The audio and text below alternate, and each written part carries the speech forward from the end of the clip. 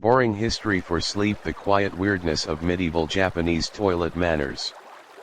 Hey guys, tonight we're stepping into something so mundane it's almost hypnotic: medieval Japanese toilet manners.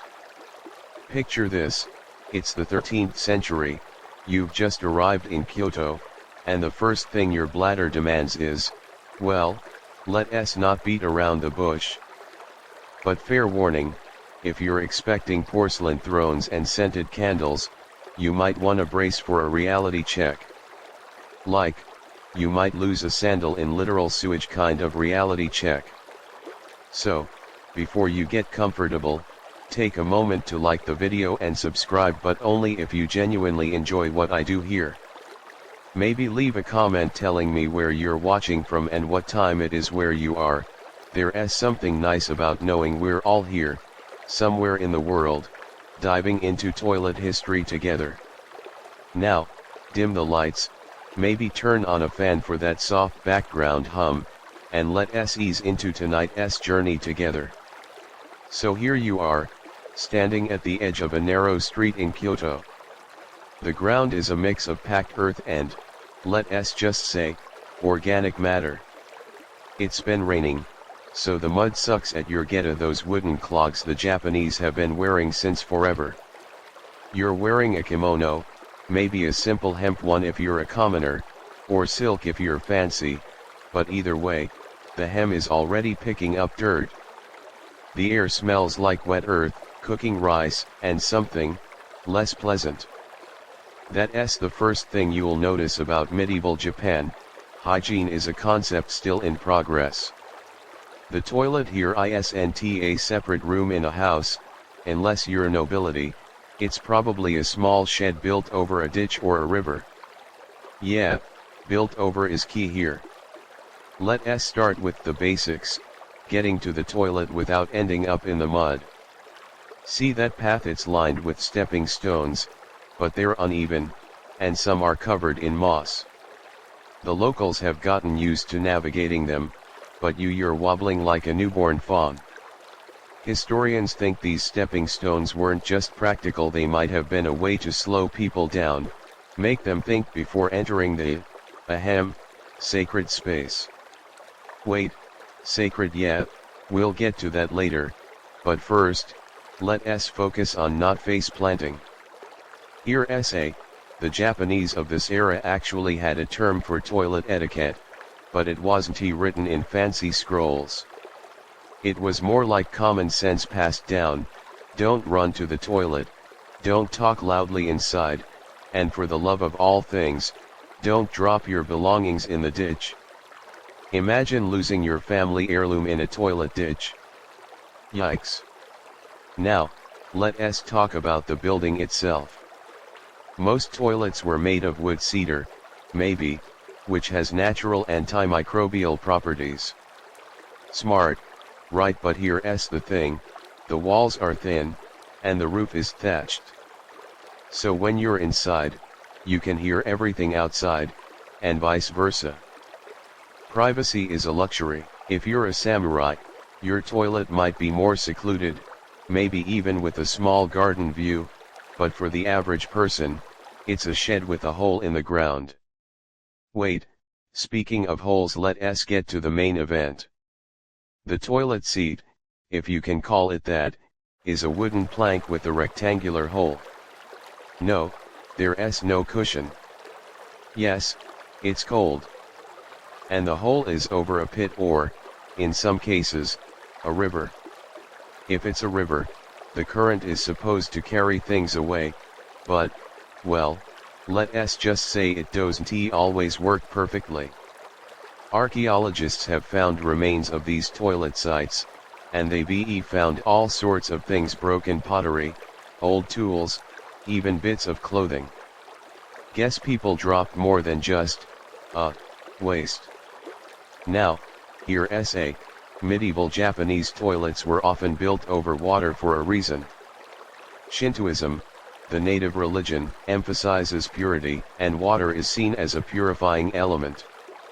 So by having waste flow into a river, they thought they were cleansing it.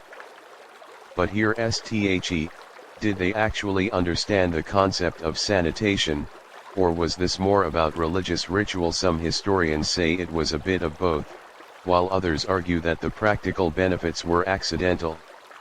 Either way, it's a neat example of how religion and daily life mixed. But before you even get to the plank, you have to deal with the mud. See that bucket of sand by the entrance? Some people think it was for sprinkling on the ground to absorb moisture, but others say it was for, well, let us not get into that yet. Maybe it was both. The point is, stepping into a medieval Japanese toilet was a process.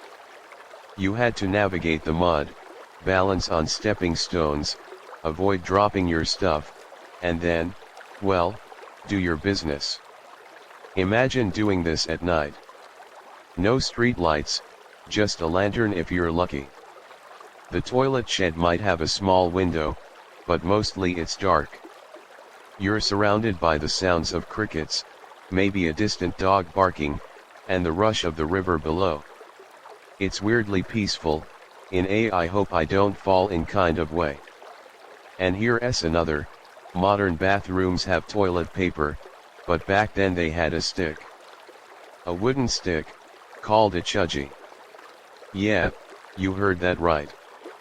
After you're done, you grab the stick, and let us leave the rest to your imagination.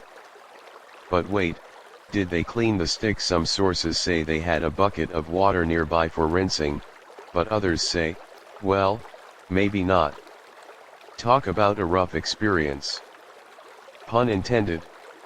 So there you are, standing outside the toilet shed, trying to decide if you really need to go.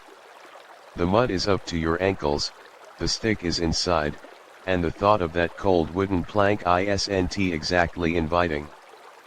But hey, when nature calls, right? So you've survived the mud and the chūgi stick in section 1, but now let us talk about the real divide in medieval Japan, not just who had a toilet, but who had a fancy toilet. Because in this era, your bathroom situation was basically a neon sign flashing your social status. Let us start at the top where the emperor pooped like a god, and peasants, well, let us not sugarcoat it, they pooped like peasants. First up, the imperial court.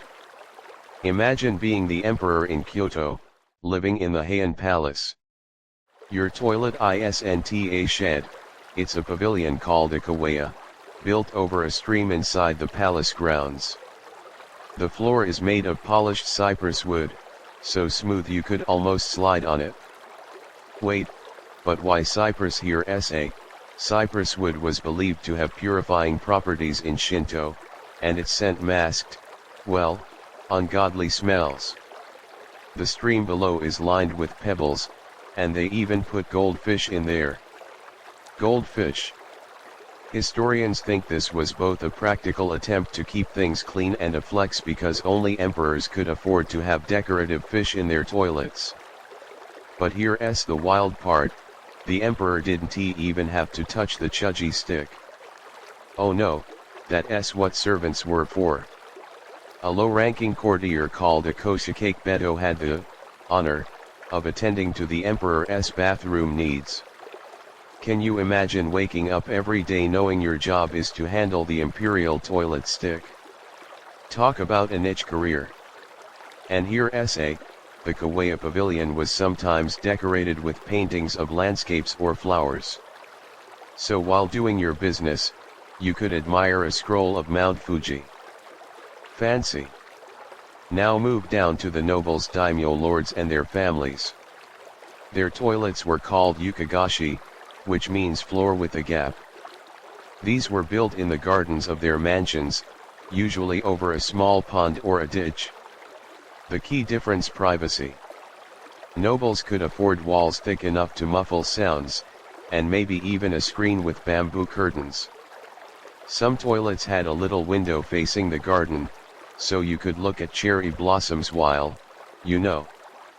But here's where the class divide gets funny.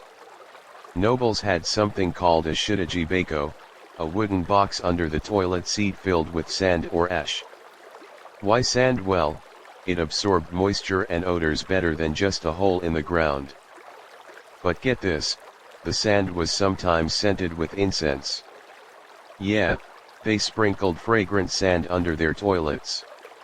Meanwhile, peasants are over here using a stick and hoping the river carries everything away. Now let us talk samurai. If they were serving in a castle, their toilets were called kurogoya, literally black huts. But don't let the name fool you, these were strategic. Castles like Hymeji had toilets built into the castle walls, sticking out over the moat. Why? Two reasons. First, waste fell into the moat, which was a natural defense. Who wants to swim through that? And second, the samurai could peek out the toilet window to spy on enemies. Yep, your bathroom break doubled as a surveillance mission. Talk about multitasking. But here Essen, did samurai actually use these toilets for spying, or is that just a myth? Some historians point to castle blueprints that show toilet windows aligned with enemy approaches, while others say it's more likely a coincidence. Either way, imagine sitting on the toilet, trying to focus, and suddenly spotting an army approaching. Talk about stage fright. Now for the common folk: farmers, merchants, artisans. Their toilets were the mujigoya, simple huts built at the edge of the property, sometimes over a pit or a stream. The floor was dirt, maybe with a few planks thrown down. No cypress wood, no goldfish, no scented sand. Just a hole and a bucket of water if they were lucky for rinsing the chūgi stick. But here's a surprising, even peasants had toilet etiquette. In rural areas, there was a rule that you couldn't build a toilet facing east because east was the direction of the rising sun, considered sacred. So even if you're poor, you had to respect the gods while pooping. And let us not forget the women. In noble households, ladies had separate toilets, sometimes even more elaborate than the men's. They might have a small vanity inside with a mirror and cosmetics, because why not touch up your makeup while using the bathroom? But for peasant women, it was the same hut as the men, just with a curtain if they were lucky for modesty. Now, here's a funny, imagine being a poor farmer, walking past a daimyo's mansion, and catching a whiff of incense coming from their toilet. Meanwhile, your own toilet is a hut that smells like, well, you get the idea. The class difference in bathroom hygiene was as stark as the difference between a silk kimono and a hemp one. But here's the real kicker: all these toilets, no matter how fancy or, had one thing in common: they were all outside. Indoor plumbing wouldn't come to Japan until the late 19th century. So even the emperor had to walk outside to use the bathroom, rain or shine. Imagine being woken up at 2 a.m. by a storm, realizing you need to go, and having to put on your geta and stumble through the garden to the kawaii. Talk about an inconvenient luxury. So whether you're an emperor with goldfish in your toilet stream or a peasant balancing on a rickety plank over a ditch, medieval Japan made sure your bathroom experience reflected exactly who you were. It's a weird way to think about social status, but hey, when you've got to go, you've got to go, and in this era, how you went said a lot about you. After learning about the social tiers of medieval Japanese toilets, you might think you've seen it all. But hold on tight, because now we're diving into the nitty-gritty of what these toilets were actually made of. Spoiler alert, it's not just wood and dirt. In fact, the materials used in toilet construction tell a story of resourcefulness, religion, and a dash of, well, desperation. Let us start with the most common building block, wood. Cedar was the superstar, but it wasn't the only player. Pine and cypress were also popular, and these woods weren't just chosen for their smell or durability. In Shinto beliefs, trees were seen as sacred, and using their wood in toilet construction was a way to blend practicality with spirituality.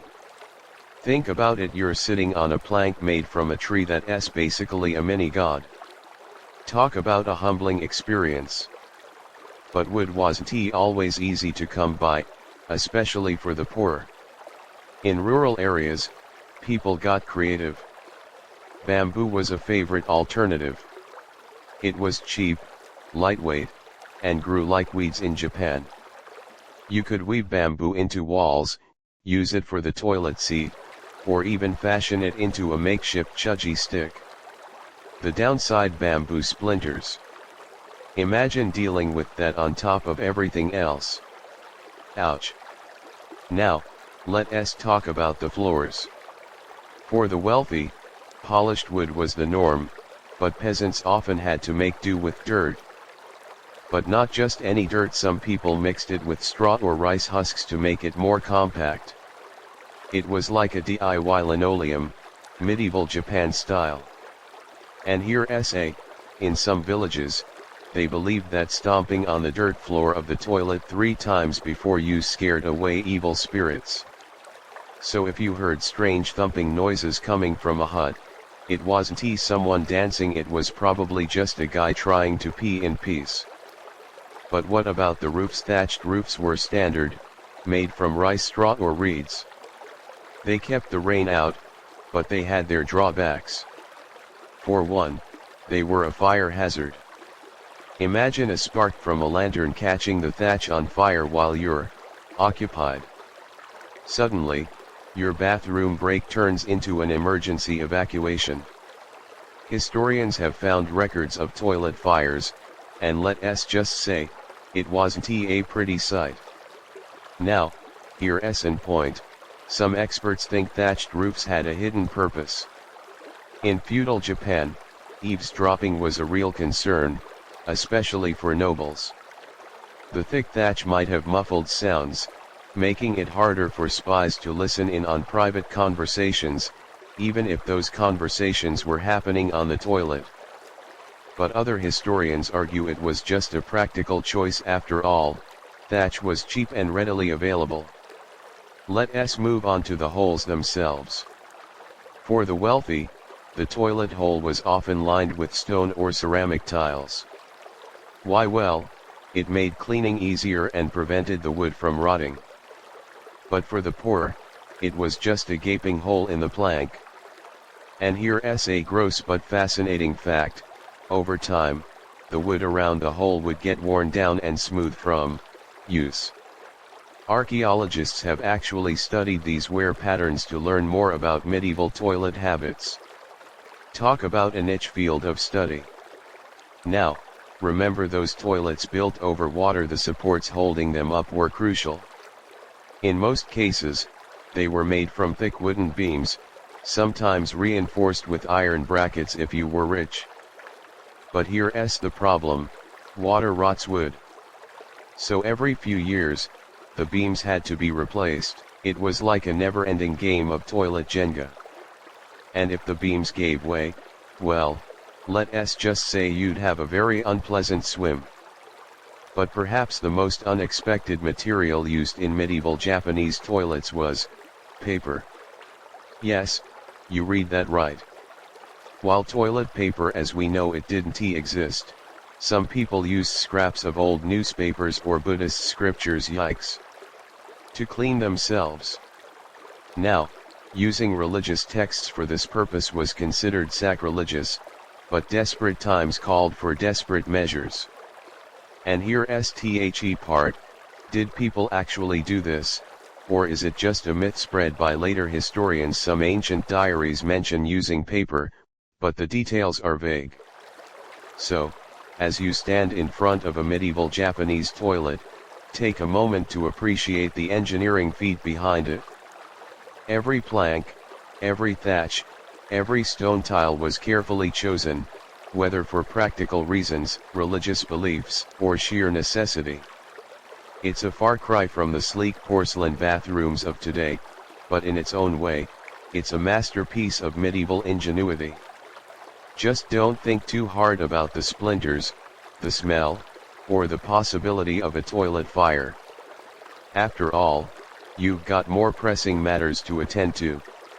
You've navigated the muddy paths, peeked into the luxurious and humble toilets of medieval Japan, and now it's time to face one of the most pressing issues, the smell. Yes, even in a country known for its delicate sense and love of nature, medieval bathrooms were, well, less than fragrant. But fear not, your medieval Japanese counterparts had some surprisingly creative and occasionally baffling ways to deal with the stench. Let us start with the most obvious solution: ventilation. Most toilets, whether they were a noble's yukagashi or a peasant's mujigoya, had small windows or gaps in the walls. It might seem like a no-brainer, but these openings served a dual purpose. Sure, they let in fresh air, but they also allowed the smell to escape into the great outdoors. And here in urban areas, like the bustling streets of Kyoto, the city planners actually took toilet ventilation into account.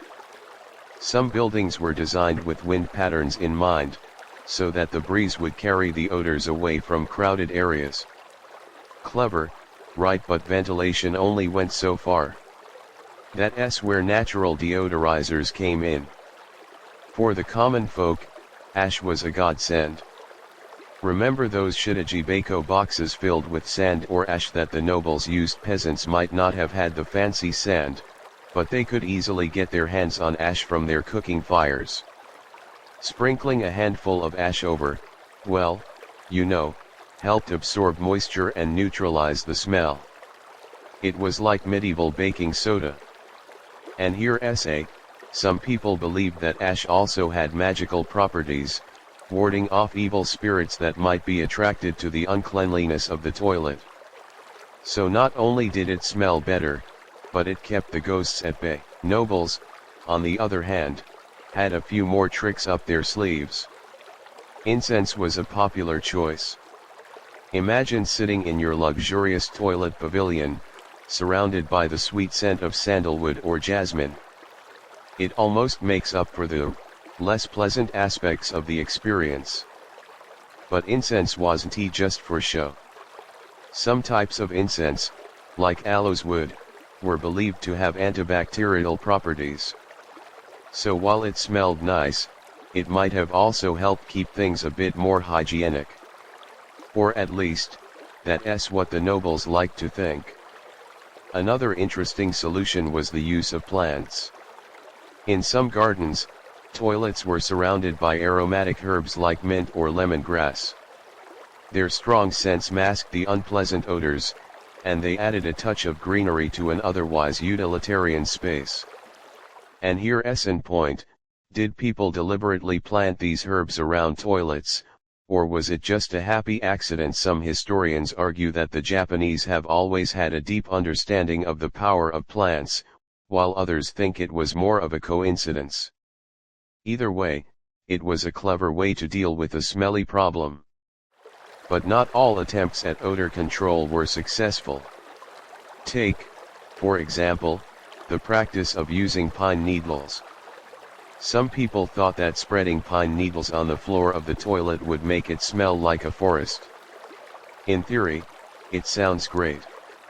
Who wouldn't want to feel like they're taking a bathroom break in a serene pine grove? In reality, though, the needles got stuck to the bottom of your feet, and they didn't do much to actually cover up the smell. It was more of a hassle than a help. And then there were the more unconventional methods. In some rural areas, people would hang dried fish in their toilets. The strong smell of the fish was supposed to overpower the smell of, well, everything else. It's hard to say whether this actually worked, but it certainly made for a unique olfactory experience. Imagine walking into a toilet and being hit with a wave of fishy odor. It's definitely a memory that would stick with you. So, as you stand in a medieval Japanese toilet, surrounded by ash, incense, or maybe even dried fish, take a moment to appreciate the lengths people went to make a less than pleasant experience a bit more bearable. It might not be as fancy as modern air fresheners or exhaust fans, but it's a testament to the creativity and resourcefulness of the people of medieval Japan. Just try not to breathe in too deeply, and you'll be fine.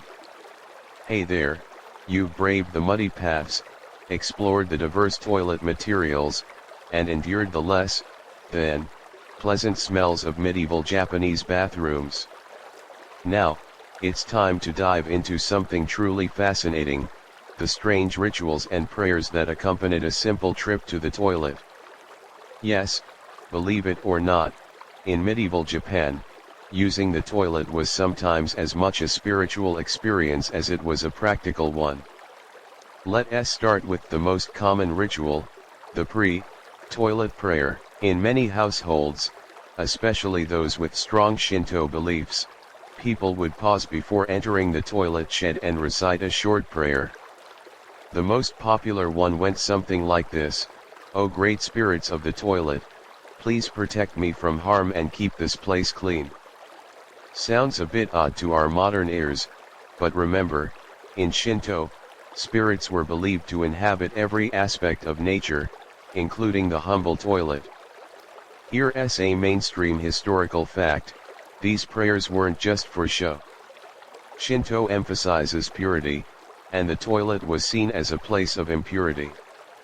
By offering a prayer, people hoped to appease the spirits and avoid any bad luck that might befall them due to the uncleanliness of the space.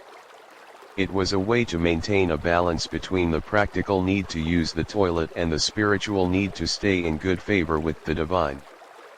But the prayers didn't stop there. Some people had specific incantations for different situations. For example, if you were using the toilet at night, you might say, "Spirits of the night, guide my way and keep the darkness at bay." And if you were feeling particularly anxious about, well, the process itself, there was a prayer for that too. "May my business be quick and trouble free," was a common one. It's almost like they had a prayer for every possible toilet-related scenario. Now, here's a little fact: in some regions, children were taught special toilet rhymes. These rhymes were a mix of practical advice and superstition. One rhyme warned, "Don't look down too long, or the toilet spirit will drag you in." It was a way to teach kids not to play around in the toilet, but it also added an element of mystery and fear. And let us be honest, the thought of a toilet spirit reaching up from the depths is enough to make anyone hurry up. But perhaps the most curious ritual was the toilet purification practice. After using the toilet, some people would perform a simple cleansing ritual. They might wash their hands and mouth with water from a special bucket kept outside the toilet. In more elaborate cases, they would sprinkle water around the toilet area, believing that this would wash away the impurities. This practice was so ingrained that it even found its way into literature. In ancient Japanese poems, there are references to the cleansing waters of the toilet. Here's an aspect that scholars are still arguing about: the role of Buddhism in these toilet rituals. While Shinto was the dominant religion in medieval Japan, Buddhism also had a significant influence. Some Buddhist sects taught that all aspects of life, including using the toilet, should be done mindfully. But did this translate into specific toilet rituals? Some historians point to Buddhist-inspired practices like meditation before using the toilet, while others say these connections are tenuous at best. And then there were the taboos.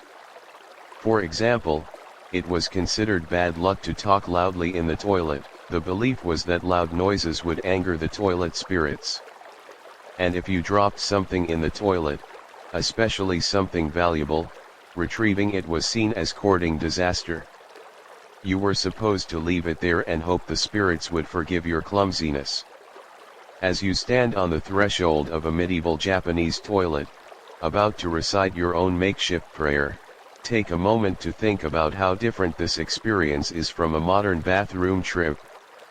There's no quick flush and dash here. Instead, Every step is filled with meaning, superstition, and a healthy respect for the spiritual world. So, take a deep breath, say your prayer, and remember, in medieval Japan, even a simple trip to the toilet was an adventure. You've just finished your toilet prayer and stepped into the small, creaking shed. But before you even think about sitting down, there's one crucial aspect to consider: the location. In medieval Japan, toilet placement wasn't a matter of random choice, it was a carefully calculated decision influenced by everything from feng shui, like principles, to practicality and social norms. Let's start with the basics. For most common folk, the toilet was usually located at the edge of the property. This made sense on several levels. First, it kept the smell away from the main living areas. After all, no one wants the stench of the toilet wafting through their dining room while they're enjoying a bowl of rice. Second, it reduced the risk of contamination. With the toilet away from wells and water sources, there was less chance of dirtying the precious drinking water. But it wasn't just about practicality. There were also spiritual considerations. In Shinto, certain directions were considered sacred. For instance, the east was the direction of the rising sun, a symbol of purity and new beginnings. As a result, it was strictly forbidden to build a toilet facing east. Doing so was seen as an insult to the gods, and it was believed to bring misfortune upon the household. Similarly, the north was often associated with darkness and evil spirits, so toilets facing that direction were also a no-go in many areas. Here's a mainstream historical point: the principles guiding toilet placement were part of a larger system of spatial beliefs in medieval Japan. These beliefs influenced everything from the layout of houses to the design of cities. In fact, some urban planners took toilet placement into account when designing streets and neighborhoods. They would ensure that public toilets were located in areas where the wind would carry the smell away from crowded markets and residential areas. Now, let's talk about nobles and their toilets. Their bathroom locations were a whole different story. Nobles often had their toilets built in the gardens of their mansions. But it wasn't just about having a pretty view while doing their business. The garden setting was carefully chosen for its symbolic meaning. Gardens in Japanese culture were seen as a microcosm of nature, a place of tranquility and beauty. By placing the toilet in the garden, nobles were trying to reconcile the inherently impure act of using the toilet with the purity and serenity of nature. And then there were the toilets in castles. Samurai fortresses like Himeji Castle had toilets with a strategic twist. These toilets, known as kuro, goya, were often built into the castle walls, extending out over the moat. The practical reason for this was clear: waste would fall directly into the moat, acting as an additional deterrent for any would-be attackers. But there's an aspect that historians still debate: was the placement also influenced by spiritual beliefs? Some argue that the flowing water of the moat was seen as a purifying element, similar to the rivers under many civilian toilets. Others think it was purely a military strategy. Here's a fact: in some rural villages, the placement of the toilet was also related to the layout of the rice paddies. Farmers would position their toilets in such a way that the waste could be easily collected and used as fertilizer for the fields. It was a practical solution, but it also had an unexpected consequence. There were stories of people accidentally dropping their belongings into the paddies while trying to retrieve waste, a messy and embarrassing situation, to say the least. Another interesting aspect of toilet placement was the concept of privacy. For nobles, privacy was a luxury they could afford. Their garden toilets were often surrounded by high walls or dense foliage, ensuring that their bathroom activities remained hidden from prying eyes. But for commoners, privacy was a rarity. Their toilets were usually simple huts with thin walls, and in some cases, they might have to share the toilet with other families in the neighborhood. As you look around at the carefully chosen location of your medieval Japanese toilet, you realize that there's more to this humble shed than meets the eye. Every aspect of its placement, from the direction it faces to its distance from the house, is steeped in history, culture, and belief. It's a far cry from modern bathroom placement, which is often determined by little more than plumbing convenience. So, take a moment, appreciate the thought that went into this seemingly mundane decision, and then, finally, take a seat. You're settled in your medieval Japanese toilet, and by now, you've grasped the importance of location, materials, and rituals. But now, it's time to get up close and personal with the tools of the trade, or rather, the rather unusual tools for staying clean in this era. Forget about soft toilet paper and antibacterial wipes. Medieval Japan had its own set of inventive, and sometimes eyebrow-raising, cleansing aids. Let us start with the most infamous of them all, the chūgi stick. This simple wooden stick was the go-to cleaning tool for just about everyone. Made from bamboo or wood, it was usually about the length of a forearm and had a blunt end. Sounds straightforward, right? Well, not exactly. The first thing you'd notice is that it's cold and hard, definitely not the plush experience we're used to today. And here's a mainstream historical point: the chūgi stick wasn't a uniquely Japanese invention. Similar cleaning sticks were used in many parts of the world during the Middle Ages, but the Japanese added their own cultural twists to its use. Now, using the chūgi stick required a certain amount of skill. You had to be careful not to splinter the wood, and the angle of use was crucial. Some people would hold the stick with a cloth wrapped around it for a better grip, while others just went for it bare-handed. And then there was the question of cleaning the stick itself. In wealthier households, there would be a bucket of water nearby for rinsing, and maybe even a small brush to scrub off any residue. But for the average peasant, the cleaning process might be as simple as scraping the stick on the side of the toilet pit and hoping for the best. But the chūgi stick wasn't the only option. In some coastal areas, shells were a popular alternative. Oyster or clam shells were smooth, relatively easy to clean, and readily available. They were also a bit more gentle on the skin compared to the wooden stick. Here's a fact: some shells were even decorated with simple carvings or painted designs, turning a practical tool into a bit of a status symbol. Imagine showing off your intricately carved shell cleaning tool to your neighbors. It was the medieval Japanese equivalent of a designer toilet brush. For the nobility, there were more elaborate options. Some wealthy families used pieces of cloth or paper. Now, using paper might seem normal to us, but in medieval Japan, paper was a precious resource, often used for writing important documents or religious texts. So, using it for personal hygiene was a luxury reserved for the rich. And the cloths, they were usually made of silk or fine cotton, and after use, they'd be collected and washed by servants. It's a far cry from the disposable wipes we use today. Another interesting tool was the toilet spatula. This was a flat, rectangular piece of wood or bamboo, wider than the chūgi stick. It was designed to cover more surface area, making the cleaning process quicker and more efficient. However, it also had its drawbacks. The larger size made it more difficult to store, and if it wasn't dried properly after use, it could develop mold. Here's an aspect that scholars are still debating: the role of hygiene education.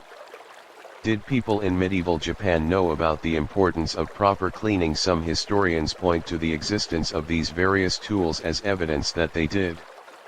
After all, why go through the trouble of making different types of cleaning aids if you didn't care about staying clean? but others argue that the primary concern was more about removing the visible mess rather than killing germs. The concept of bacteria and disease, causing microorganisms was still centuries away from being understood. And then there were the accessories that accompanied these tools. In noble households, you might find a small tray next to the toilet, holding a scented hand towel, a container of hand sanitizer made from natural ingredients like vinegar or citrus juice, and a small vial of perfume. It was like a mini spa experience, even in the toilet. But for the common folk, the only accessory they might have was a rough cloth for drying their hands. As you look at the array of cleaning tools in your medieval Japanese toilet, you can't help but marvel at the creativity and resourcefulness of the people. Each tool was a solution to a problem, a way to make a less than pleasant task a bit more bearable. Sure, it's not the most comfortable or convenient system by modern standards, but in its time, it was a practical and innovative approach to personal hygiene. So, whether you're reaching for a chūgi stick or a shell, just remember you're partaking in a centuries-old tradition. You've got your cleaning tool in hand, but before you relax, it's time to face the unexpected hazards lurking in medieval Japanese toilets. Forget about slippery floors and broken seats. These bathrooms came with risks that could turn a routine visit into a mini-adventure, or a mini-disaster. Let's start with the most obvious danger, the holes. Whether you're perched over a pit or a rushing river, one wrong move could spell trouble. The toilet seats were often just simple planks, and if they weren't properly maintained, they could crack or give way under your weight. Here's a mainstream historical point: records from the era show that injuries from falling through toilet floors were more common than you'd think. Peasants, in particular, were at risk, as their toilets were usually made from cheaper, less durable materials. Imagine sitting down, expecting a stable surface, and suddenly finding yourself in a very uncomfortable situation. And then there's the water factor. Toilets built over rivers or streams might have been great for carrying waste away, but they also presented a unique set of dangers. The current could be stronger than it looked, and if you dropped something valuable like a family heirloom or your only pair of good sandals, retrieving it was a perilous task. Some people even risked falling in while trying to fish out their belongings. Historians have found accounts of villagers banding together to rescue someone who accidentally plunged into the toilet river. It's a strange but true part of medieval life. Now, here's a fact: animals were also a problem. Rats were a common sight in and around toilets, especially in urban areas. They scurry around in the dark, sometimes even climbing up the walls of the toilet shed. Imagine feeling something brush against your leg while you're occupied. It's enough to make anyone jump. And in rural areas, there were stories of snakes slithering into toilets, seeking warmth or shelter. These encounters could be not only terrifying but also dangerous, as some snakes in Japan were venomous. But the hazards weren't all physical. There were also spiritual dangers, at least according to medieval beliefs. As you know by now, toilets were seen as places of impurity, and it was thought that evil spirits lurked in these dark, damp spaces. If you didn't perform the proper rituals or show enough respect, you might anger these spirits and invite misfortune. Some people believed that if you looked into the toilet hole for too long, you could catch a glimpse of a malevolent spirit staring back at you. It's a spooky thought, even if you don't believe in such things. Here's an aspect that scholars are still arguing about: the role of these spiritual hazards in daily life. Did people actually live in fear of toilet spirits, or was it more of a way to enforce good behavior and hygiene? Some historians point to the elaborate prayers and taboos as evidence of genuine fear, while others think it was a clever way to keep people from being too careless or disrespectful in the toilet. And then there were the structural risks. In times of heavy rain or earthquakes, toilets were often among the first structures to collapse. They were usually built quickly and with less, sturdy materials compared to main houses. So, if you happened to be using the toilet during a natural disaster, you were in a precarious position. There are records of people being trapped in collapsed toilets, waiting for hours to be rescued. As you sit in your medieval Japanese toilet, you can't help but feel a little more cautious. Every creak of the floorboard, every gust of wind outside, makes you wonder what new hazard might be waiting around the corner. It's a far cry from the safe, sanitized bathrooms of today. But hey, in a way, it adds a bit of excitement to an otherwise mundane activity. Just make sure to hold on tight and watch your step. You've faced the physical and spiritual perils of the medieval Japanese toilet, but now it's time to explore a topic often overlooked in history books: the unique challenges women faced in this era. In a society deeply rooted in tradition and strict gender roles, using the bathroom was far from a simple task for women. For noble women, privacy was a luxury, but it came with its own set of complications. Their ornate kimonos, with layers upon layers of silk, were beautiful but impractical. Imagine trying to maneuver those wide sleeves and long hemlines in the confined space of a toilet hut. It was a delicate dance, often requiring the assistance of maids. Here's a mainstream historical point: the design of women's clothing in medieval Japan was closely tied to their social status, but it also made everyday activities, including using the toilet, significantly more difficult. The location of women's toilets in noble households was also a matter of careful consideration. They were often placed in more secluded parts of the garden, sometimes with additional screens or curtains for extra privacy. However, this seclusion meant that women had to walk further, especially at night. In the dark, navigating the garden paths, avoiding uneven stones and potential hazards, was a risky endeavor. Some ladies even carried small lanterns, but the dim light did little to ease their fears of encountering snakes or other creatures. For peasant women, the situation was even more challenging. Sharing a basic toilet hut with the entire family, including men, left little room for privacy. They had to time their visits carefully, waiting for moments when the hut was empty. And if they couldn't wait, they had to endure the discomfort of knowing that others might be nearby.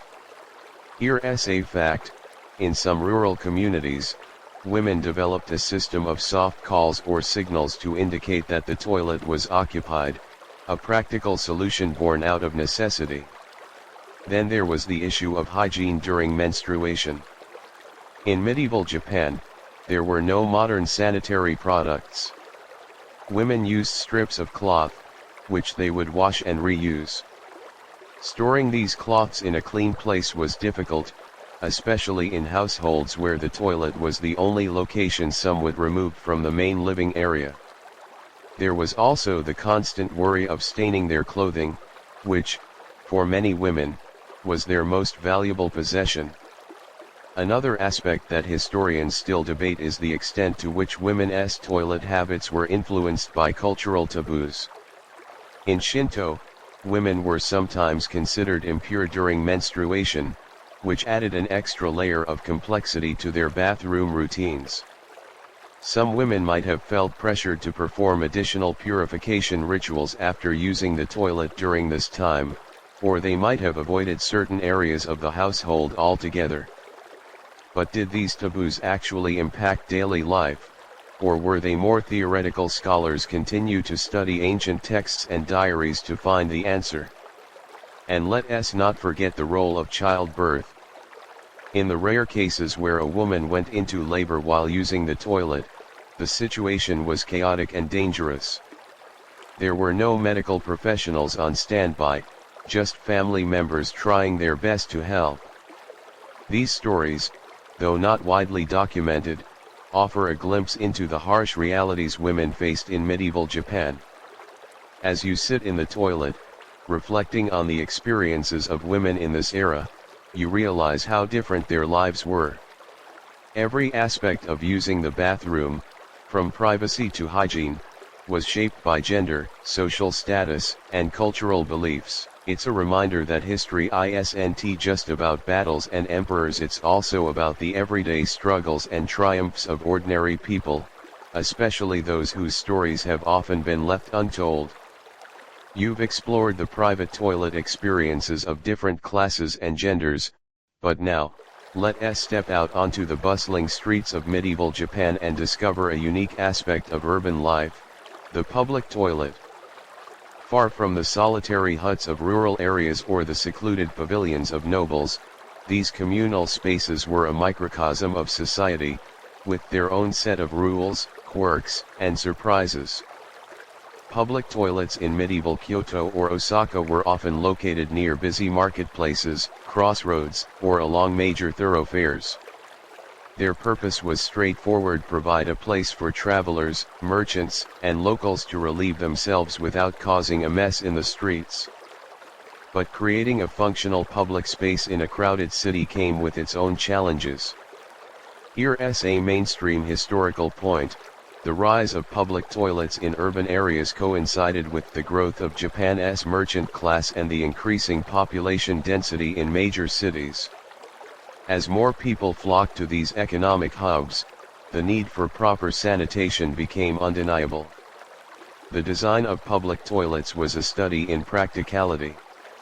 Most were long, rectangular buildings with multiple stalls.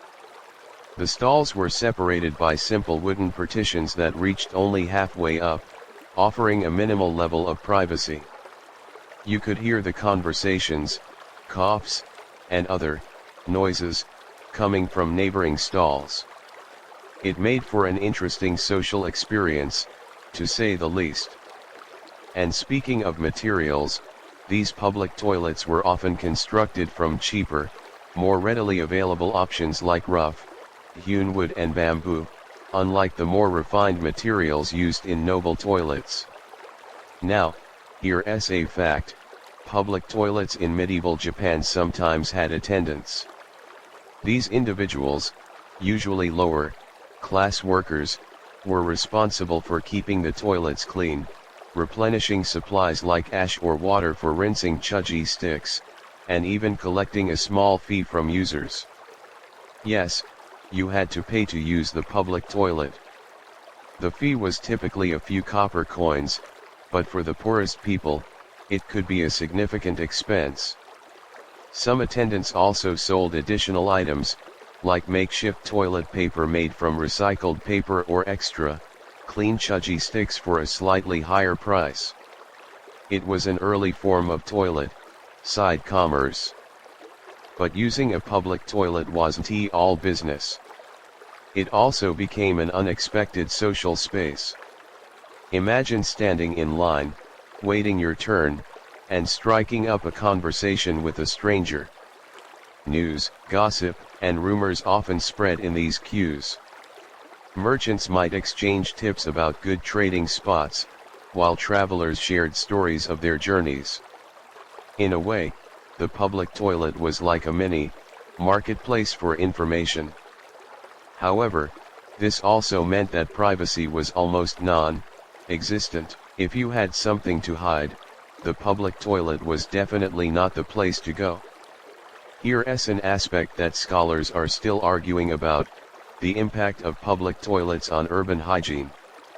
On one hand, they provided an alternative to people relieving themselves in alleys or on the sides of the road, which should have improved the overall cleanliness of the city. But on the other hand, with so many people using the same facilities, maintaining proper sanitation was a constant struggle. Did public toilets actually reduce the spread of disease, or did they become breeding grounds for germs? Historians analyze ancient records of disease outbreaks and urban planning to try and answer this question. And then there were the rules. Each public toilet had its own set of posted regulations. Some prohibited loitering, while others warned against wasting water. There were even rules about the proper way to use and clean chūgi sticks. Breaking these rules could result in a fine or, in more severe cases, being banned from using the toilet. It might seem strict, but in a shared space, some level of order was necessary. As you stand in line at a medieval Japanese public toilet, surrounded by the hustle and bustle of the city, you're struck by how much these simple buildings tell us about the society that created them. They're a testament to the practical solutions people devised to deal with the challenges of urban living, as well as a reminder of the unexpected ways that everyday spaces can shape social interactions. So, when your turn finally comes, take a moment to appreciate the unique experience of using a public toilet in medieval Japan. So you've peeked into peasant huts and bustling public toilets, but now it's time to enter a world where even bathroom breaks are a royal affair. Welcome to the imperial toilet of medieval Japan, a space so ornate, you might forget it's meant for, well, the same things as every other toilet. Let us dive into the absurd luxury and strange rituals that made the emperor's bathroom experience unlike any other. First off, location is everything. While commoners had sheds at the edge of their yards, the emperor's toilet, called a kaweya, was tucked into the heart of the Heian Palace gardens. Picture a pavilion surrounded by koi ponds, moss gardens, and cherry trees, because why shouldn't your toilet have a view that rivals a postcard? The walls were made of polished cypress wood, scented with natural oils to mask any unregal smells. Here's a mainstream historical point: cypress was sacred in Shinto, believed to ward off impurities, so using it for the toilet was both practical and a religious statement. The floorboards were sanded so smooth, you could see your reflection in them, though maybe that's a detail better left unexamined. Now, let us talk about the throne itself. No, it wasn't a golden seat, but the toilet plank was carved from a single piece of rare Japanese cypress, so perfectly shaped that it was almost comfortable. Wait, did I say comfortable? For a wooden plank over a stream, maybe as comfortable as it gets. But here's the kicker: below the plank, the stream was lined with river stones and goldfish. Yes, actual goldfish swimming in the water that carried away, well, you know. Historians think this was partly to keep the water moving and thus less smelly, and partly a flex because only emperors could afford to have decorative fish in their toilets. But the real magic happened in the rituals. Unlike your quick trip to the bathroom, the emperor's toilet visit was a mini-ceremony. Before entering the kaweya, a priest would perform a short purification ritual, sprinkling water and reciting prayers to cleanse the space. Here's the emperor was expected to wash their hands and mouth with water from a silver basin before and after using the toilet, even if they'd just done it in the main palace. It was a way to maintain the illusion of divine purity, even during the most mundane activities. Now, let us get to the strangest part: the servants. A low-ranking courtier called the koshikake, Beto had the honor of attending to the emperor's toilet needs. Their job to hand the emperor the chūgi stick, which, by the way, was made of ivory or lacquered wood, not rough bamboo, rinse it afterward, and even, well, let us just say they didn't have the most glamorous role. Imagine training for years at court, only to end up as the imperial toilet attendant.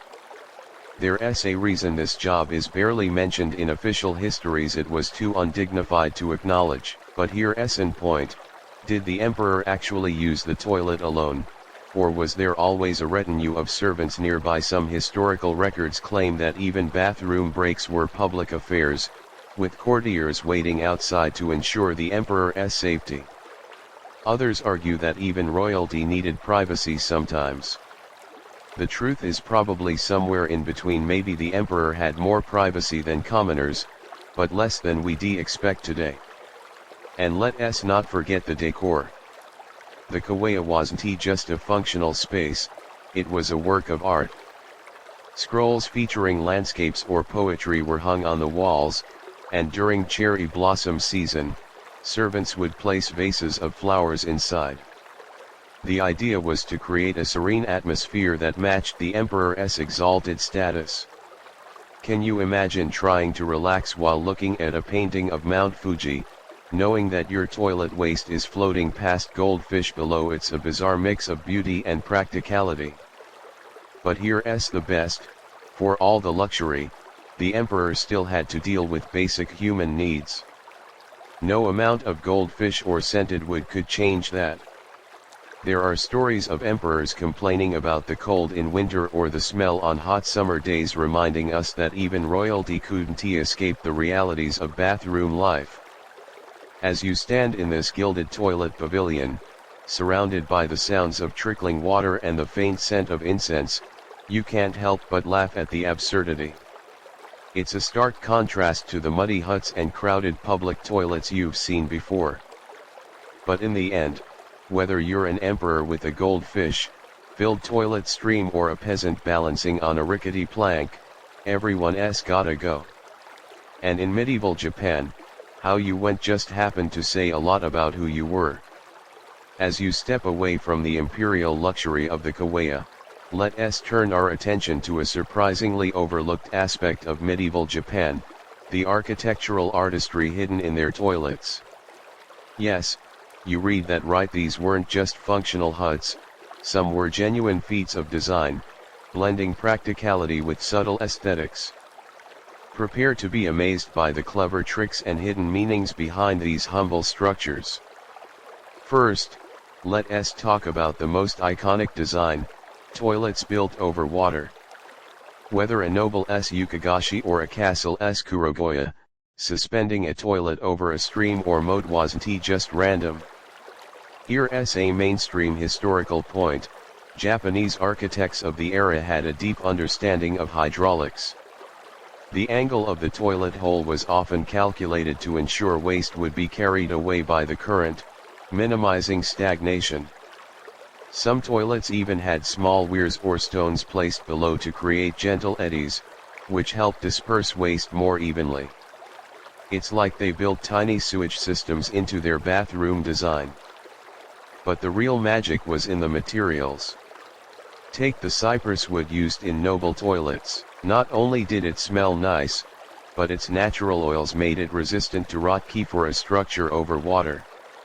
Here's a fact: master carpenters would select cypress logs with specific grain patterns, believing that straighter grain made for more durable planks.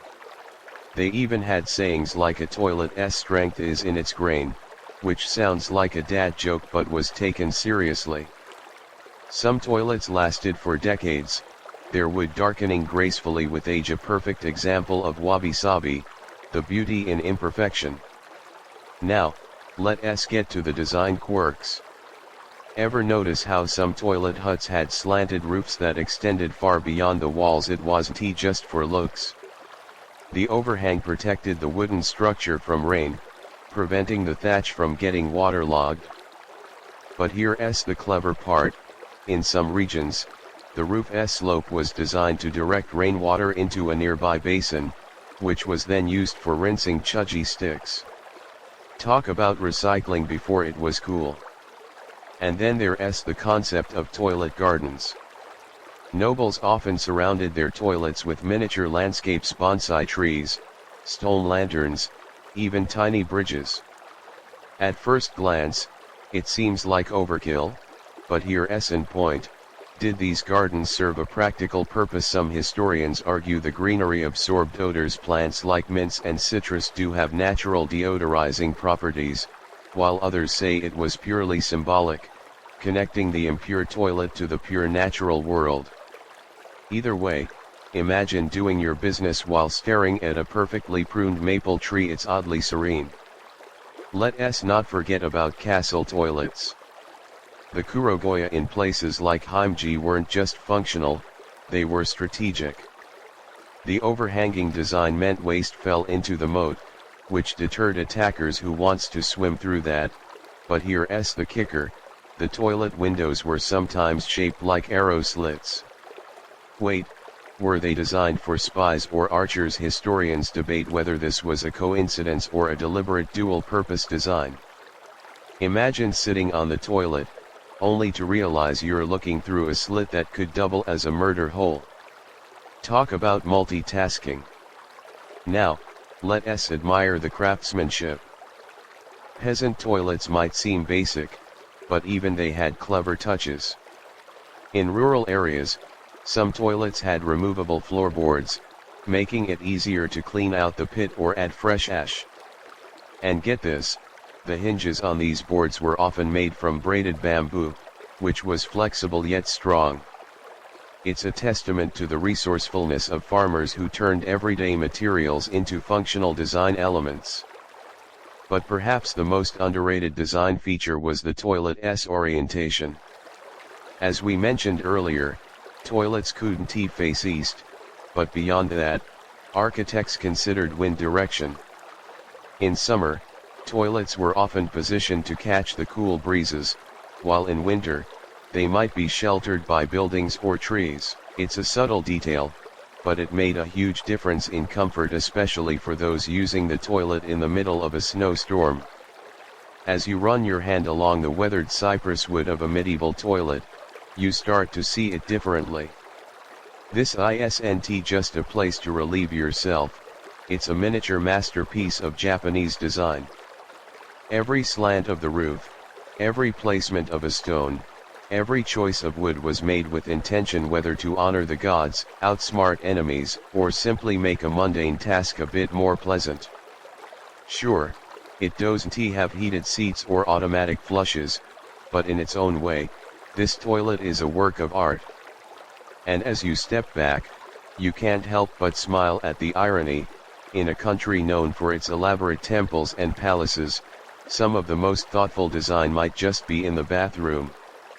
As you wander through the quiet gardens of a medieval Japanese mansion, you notice something odd about the toilet pavilion. The roof has a subtle curve like a Chinese pagoda, and there's a small ceramic figurine of a Chinese scholar by the entrance. Wait, is that a Confucian quote carved into the door? Yep. You're about to discover that medieval Japanese toilets weren't just local inventions, they were shaped by centuries of cultural exchange with China. Let us unpack how China's toilet traditions crossed the sea and left their mark on Japanese bathrooms.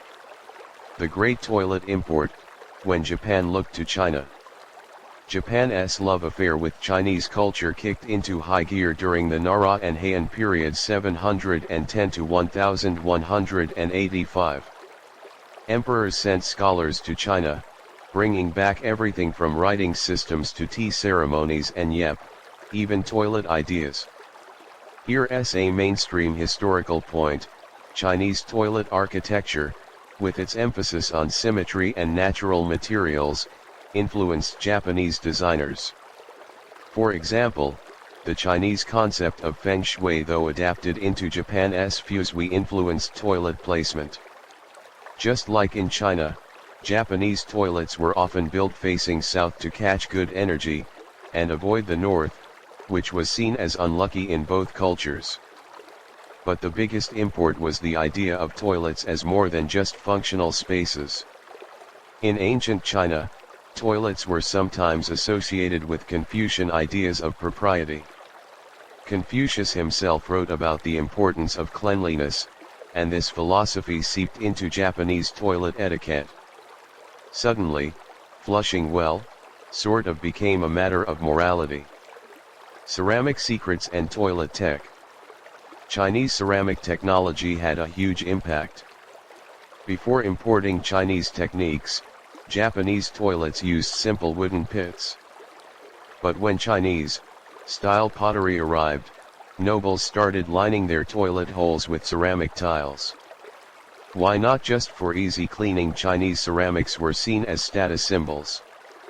Here's a fact: Some Japanese toilets even used broken Chinese porcelain as decoration around the base, a quirky way to show off imported goods. And then there's the toilet brush. Wait, did the Chinese invent the first toilet cleaning tool? Some historians say yes. While Japan had the chūgi stick, Chinese texts mention bamboo scrapers with handles, which might have inspired the Japanese to refine their own tools. Archaeologists have found hybrid tools in Japan, part chūgi stick, part Chinese style scraper, a literal blend of cultures. Buddhist blessings in the bathroom. Buddhism, imported from China, added a spiritual layer to Japanese toilets. In Chinese Buddhist monasteries, toilets were seen as places for meditation and reflection. Yes, really. This idea crossed over to Japan, where some temples built toilets with inscribed Buddhist verses. Here's an point: did Japanese monks actually meditate in toilets, like their Chinese counterparts? Some ancient records describe toilet meditation as a way to confront mortality, but others call it a mistranslation. Either way, you might find a Zen poem about impermanence carved above a toilet hole. Talk about deep thoughts. The Great Toilet Debate: influence or innovation? Here's where historians argue. Some say Japan copied Chinese toilet designs wholesale, while others point out key differences. For example, Chinese toilets were often indoors in wealthy homes, while Japanese toilets stayed outdoors, maybe because of Japan's wet climate, or maybe a cultural preference. Another debate: did the Japanese improve on Chinese ideas? Their use of cypress wood for its purifying properties went beyond Chinese practices, blending Shinto and Chinese beliefs. Unexpected Chinese touches. Let's get to the weird stuff. Ever heard of toilet talismans? In China, people hung charms in toilets to ward off evil spirits, and this practice spread to Japan. You might find a small scroll with Chinese characters like peace or purity nailed to the toilet wall. And here's a funny one: Chinese herbal remedies sometimes made their way into Japanese toilet hygiene. Some nobles sprinkled Chinese mugwort in their shitiji, bako boxes, believing it had odor-absorbing properties. When toilets became cultural bridges. As you run your finger over that carved Confucian quote, something about cleanliness being next to godliness, you realize how toilets became unlikely vessels of cultural exchange. The Japanese didn't just copy China, they took ideas, mixed them with local beliefs, and created something uniquely their own. So next time you use a toilet, spare a thought for the ancient scholars crossing the sea, debating whether a toilet should face south or north, or whether bamboo sticks should be smooth or ridged. It's a funny reminder that even the most mundane parts of life are shaped by cultures bumping into each other, sometimes over a very smelly moat. Hey guys, tonight we're about to take a wild ride through time, all while never leaving the comfort or discomfort of a medieval Japanese toilet. Wait, how is that possible? Because we're going to trace how toilet habits evolved over centuries, from the sticky mud of the 12th century to the slightly less sticky mud of the 19th. Spoiler alert, your great-great-great-grandparents might have pooped in a way that'll make you thankful for indoor plumbing. So, before you get too cozy, let's set the scene. Imagine you're a time traveler, bouncing between different eras of Japan, each time needing to find a toilet. First stop, the ancient Yayoi period, 300 BCE, 300 CE. Good luck. There are no huts here, just pits dug into the ground, maybe with a few stones around the edge. Here's a mainstream historical point: archaeologists have found these pit toilets near ancient settlements, and they can tell a lot about diet from the, well, remains. Talk about a poop-based history lesson. Jump forward to the Nara period, 710 to 794, and things are getting fancier if you're nobility, that is. The first recorded palace toilet shows up in historical texts, described as a wooden platform over a stream. Sound familiar? Yep, the foundations of the Kauai were laid here. But for commoners, it's still just a hole in the ground. The big change: they start using ash to cover waste, which is both a hygiene move and a nod to Shinto purity rituals. Now, let us land in the Heian period 794 to 1185, where your medieval toilet adventure begins. Nobles are getting creative with cypress wood and thatched roofs, while peasants make do with bamboo huts.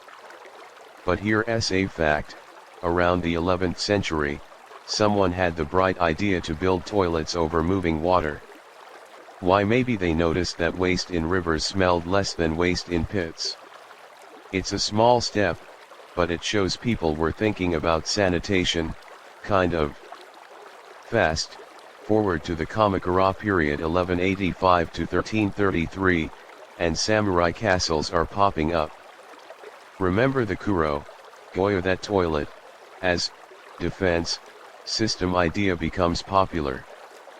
But here's an question: did the first castle toilets start as practical or spiritual? Some say the flowing moat water was meant to purify, others say it was just a convenient way to dispose of waste. Either way, it's a clever combo of poop and protection.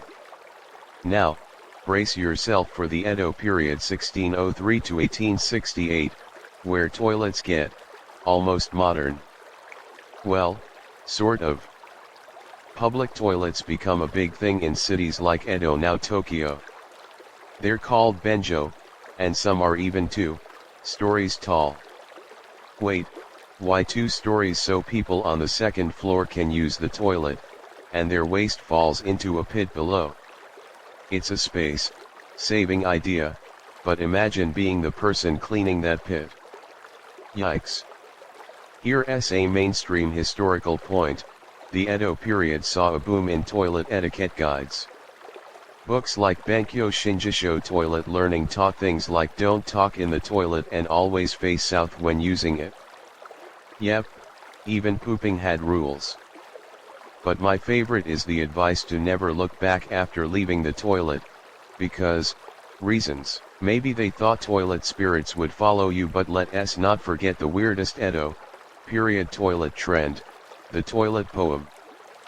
People would write haikus on toilet walls, turning bathroom breaks into literary sessions. Imagine sitting there, trying to focus, and reading a poem like "Spring has come. The toilet's cherry blossom. Smells interesting." It's the original bathroom graffiti, Japanese style. Now, let us leap to the Meiji period 1868 to 1912, where Western influence hits toilets hard. Suddenly, there are talks of modern sanitation, and some wealthy families install flush toilets. But here's the catch: the first flush toilets in Japan used rainwater to flush. Why? Because fresh water was too precious. It's a quirky adaptation that shows they were trying, even if the tech wasn't there yet. But here's the still arguing: when did Japanese toilets really become hygienic? Some say the Meiji period's push for modernization was key, while others argue that traditional practices like using flowing water were surprisingly effective. The truth is, it's a mix of old and new ideas battling it out. As you stand in a modern-day Japanese bathroom, with its heated seats and bidets, take a moment to thank the centuries of toilet innovators. From pit toilets to goldfish-filled streams, from chūgi sticks to rainwater flushes, every step of the way was a messy, literally trial and error process. So next time you hit the flush button without a second thought, remember, your medieval ancestor would be been amazed. Heck, they probably would be written a haiku about it. Hey, it's that time again. You're standing in a dimly lit medieval Japanese toilet, the wooden planks creaking underfoot. But wait, did that shadow just move? No, it's probably just the wind, or is it tonight? We're diving into the spooky side of medieval bathrooms, the folk tales and myths that turned ordinary toilets into portals to the supernatural. Grab a chūgi stick for courage, you might need it. The toilet kami, spirits in the stink. Let us start with the most famous toilet spirit, the kawaii no kami, or toilet god. In Shinto belief, every place has a spirit, and toilets were no exception. Here's a mainstream historical point: these spirits weren't always feared. In some stories, the toilet kami was a benevolent figure who protected people from illness. Peasants would leave small offerings, maybe a cup of rice or a pinch of salt, hoping the spirit would keep their toilets clean and odor-free. But here's where it gets weird. In other tales, the toilet kami was a trickster. Imagine sitting on the toilet, minding your business, when a cold hand grabs your ankle. Yep, some stories say the kami would pull pranks on disrespectful users. To avoid this, people developed rituals, knocking 3 times before entering, or saying "excuse me" to warn the spirit. Here's a fact: children were taught to never look into the toilet hole at night, because the kami's glowing eyes might be staring back. It's the medieval Japanese version of "don't look under the bed." The demon of the toilet, Yubum's whale. Now, let us talk about Yubum, a ghost story that'll make you think twice before using a rural toilet. Legend has it that this spirit was a woman who died during childbirth in a toilet. Her ghost would haunt the area, crying for her lost baby. Here's the kicker: some versions say she'd ask visitors, "Have you seen my child?" If you answered no, she'd drag you into the pit. If you said yes, she'd let you go. But here's an point: did these stories have a basis in reality? Historians know that childbirth was dangerous in medieval Japan, and some women did die in or near toilets since they were the most secluded spaces. Were these tales a way to process tragedy, or a way to keep people from using toilets at night? Either way, they added a layer of fear to an already uncomfortable experience. Toilet charms and superstitions. Peasants had all sorts of quirky ways to ward off toilet spirits. One popular method was nailing a shide, a Shinto purification paper, to the toilet door. The idea was that the sacred paper would repel evil forces. Here's a fact: some people also placed a small mirror inside the toilet, believing that spirits were afraid of their own reflections. It's like a medieval security system, except the camera is a piece of polished metal. Nobles had fancier charms. They might hire a monk to recite sutras over the toilet, or place a small statue of a Buddhist deity inside. But my favorite is the toilet lucky charm, a piece of wood carved into the shape of a tiger. Why a tiger? In Chinese culture, tigers were seen as protectors, and this belief crossed over to Japan. So, you'd have a tiny tiger statue guarding your toilet. Talk about overkill. Literature and the toilet, poetry in POO. Believe it or not, toilets showed up in ancient Japanese literature. In the Tales of Ise, a 10th century story collection, there's a poem about a man visiting a toilet and seeing fireflies over the river below. He compares the fireflies to the spirits of the toilet, creating a beautiful if odd metaphor.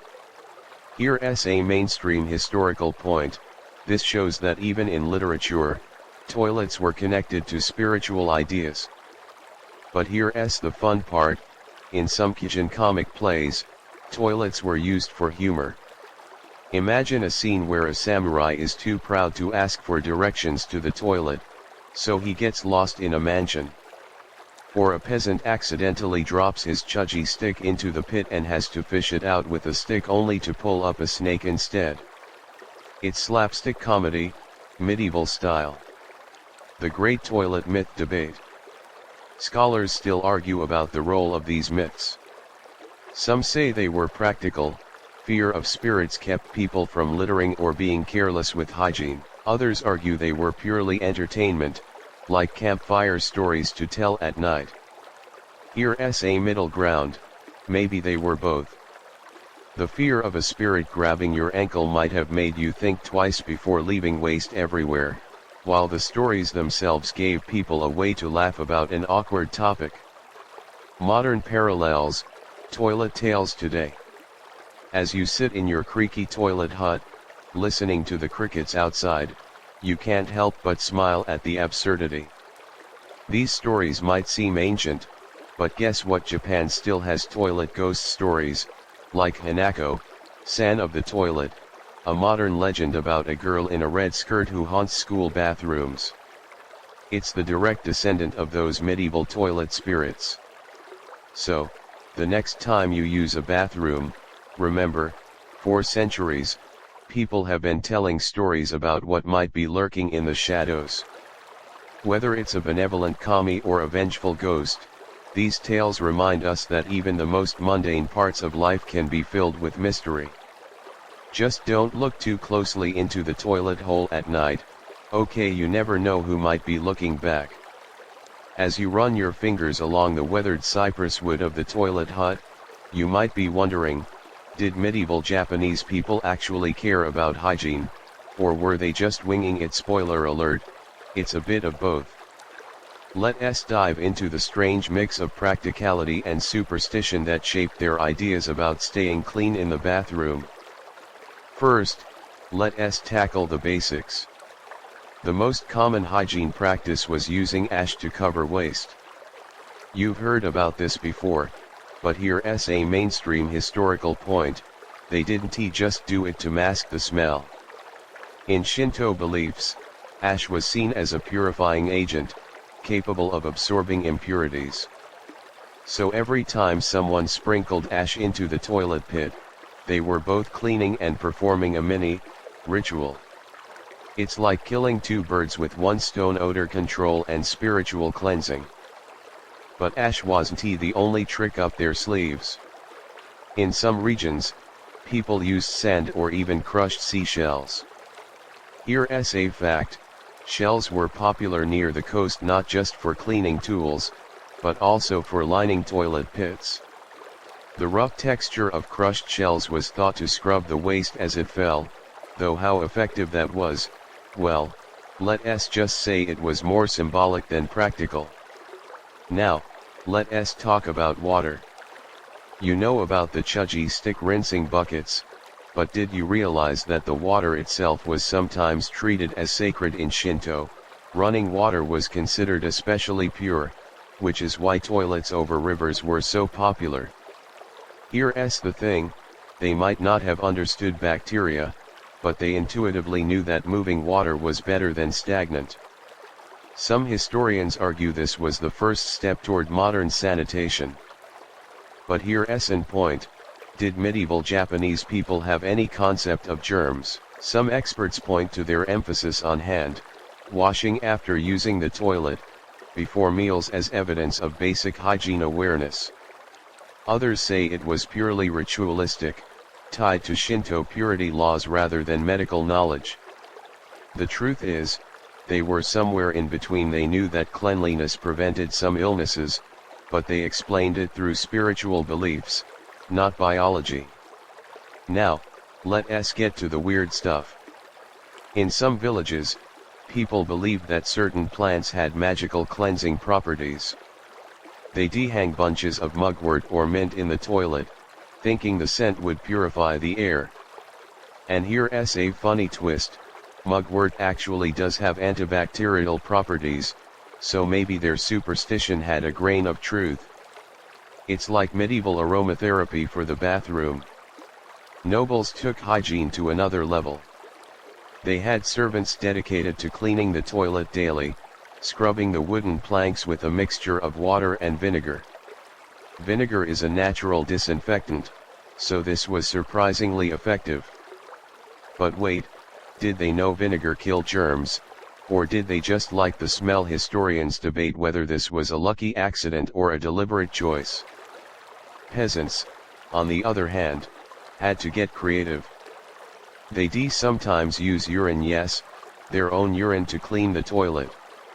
Wait, why urine contains ammonia, which is a natural cleaner? It's gross, but it works. Here's a fact: this practice was so common that there are records of people stealing urine from public toilets for cleaning purposes. Talk about recycling. But let us not forget the spiritual side. As we discussed, toilets were seen as places of impurity, so cleaning them was often tied to religious rituals.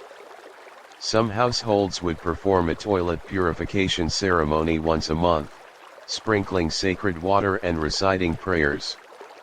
It wasn't just about removing physical dirt, it was about cleansing spiritual defilement. Now, here's a worthy moment: for all their efforts, medieval Japanese toilets were still pretty filthy by modern standards. The emphasis on ritual purity didn't always translate to actual cleanliness. Imagine going through elaborate prayers before using the toilet, but still stepping in mud or dealing with a smelly pit. It's a classic case of form over function. But here's the takeaway: their hygiene concepts were a blend of practical necessity and cultural belief.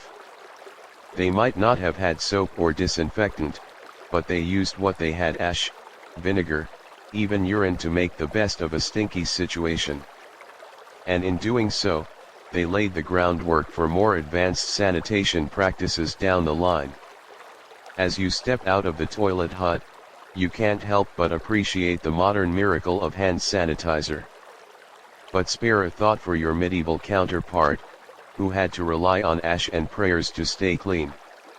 In their world, hygiene was as much about pleasing the gods as it was about avoiding disease, and that's a perspective that's both strange and strangely admirable. As you wander through a medieval Japanese village, the sound of hammering draws you to a small workshop. Inside, a group of craftsmen are bent over pieces of cypress wood, chisels in hand. They're not building a temple or a palace, they're crafting toilets. That's right. Today we're diving into the world of the unsung heroes of medieval Japan, the toilet builders. Grab a seat, careful, it's still wet from the woodworking, and let us meet the craftsmen who turned poop pits into works of art. The Toilet Builders Guild, poop pioneers. First things first, these weren't just any carpenters. In major cities like Kyoto, there was a specialized guild of toilet builders. Here's a mainstream historical point: the kawaii, shokunin toilet craftsmen were part of the doshikai craft guilds that dominated medieval Japanese industry. They had their own rules, rituals, and even secret techniques. Newcomers had to undergo a years-long apprenticeship, starting with fetching tools and graduating to carving the sacred cypress planks. But here's the kicker: being a toilet builder wasn't the most prestigious job. While temple carpenters were celebrated, these guys worked in the shadows literally and figuratively. Some guild records even refer to them as the unseen masters, which is a polite way of saying no one wanted to talk about who built their toilets. Tools of the trade, from chisels to spirit levels. Let us take a look at their toolkit. Of course, they had the standard carpentry tools: adzes for shaping wood, saws for cutting, and chisels for intricate work. But here's a fact: toilet builders had a few specialized tools. The kawaii, Nomi toilet chisel was shorter and blunter, designed to carve the smooth curves of a toilet seat without splinters. And the mizu, Shirai water level, was crucial for ensuring the toilet was perfectly balanced over the stream. No one wanted a lopsided poop platform. But the most mysterious tool was the seimei, Bako purity box. This small wooden box held sacred items like Shinto talismans and blessed dirt, which the craftsman would place under the toilet's foundation. It was both a practical way to stabilize the structure and a spiritual gesture to ward off evil spirits. Historians argue about whether this was genuine religious practice or a marketing gimmick to reassure clients. The art of the toilet, secrets and superstitions. Building a toilet wasn't just about hammering wood together. There were dozens of unwritten rules. For example, the first piece of wood installed had to be from a tree that grew on sacred ground. Here's a mainstream historical point: this was rooted in Shinto beliefs about the spirits residing in trees. The craftsman would perform a small ceremony before cutting the tree, asking permission from the Kododama spirit of the wood. But here's an topic: did toilet builders have unique architectural techniques? Some experts point to the complex joinery used in floating toilets, which didn't require nails, just interlocking wood pieces. They argue this was a specialized skill passed down only in toilet building guilds. Others say it was standard carpentry adapted for wet environments. The debate rages on, but one thing's for sure: those toilets stayed up for decades, which is impressive considering what they were used for. A day in the life of a toilet builder. Let's follow a master craftsman through a typical day. He starts by checking the humidity of the wood: too dry and it cracks, too wet and it rots. Then he consults the fusui geomancy chart to determine the best orientation for the toilet. After that, it's hours of carving, shaping, and fitting pieces together. But here's a funny fact: during breaks, the craftsmen would play a game called Ben Kyo Toilet Learning. They decarve jokes or riddles into scrap wood, like, what's the quietest part of the toilet? The part that doesn't flush. It's the medieval equivalent of bathroom humor, made by the people who knew toilets best. The Great Toilet Builder Rivalry. Believe it or not, there was fierce competition among toilet builders. Rival guilds would try to one-up each other with innovative designs. One guild in Osaka became famous for toilets with built-in incense burners, while a Kyoto guild specialized in toilets that played music when the wind blew through the slats. Here's a mainstream historical point: this competition drove innovation, leading to better designed, more hygienic toilets. But here's the sad part: most toilet builders never got credit for their work. Their names weren't inscribed on plaques, and they weren't mentioned in historical records. They toiled in obscurity, creating essential structures that no one wanted to talk about. It's a testament to the humble nature of their craft. When toilets met art, the ultimate flex. For the wealthiest clients, toilet builders would pull out all the stops. They might inlay mother of pearl into the toilet seat, or carve intricate designs of dragons and phoenixes into the wood. One noble even had a toilet built to resemble a small shrine, complete with a torii gate at the entrance. Talk about taking sacred space literally. As you watch the craftsmen at work, you realize how much skill and care went into these overlooked structures. They weren't just building toilets, they were creating spaces that merged practicality, spirituality, and even art. So the next time you use a bathroom, spare a thought for the medieval Japanese craftsmen who dedicated their lives to perfecting the poop palace.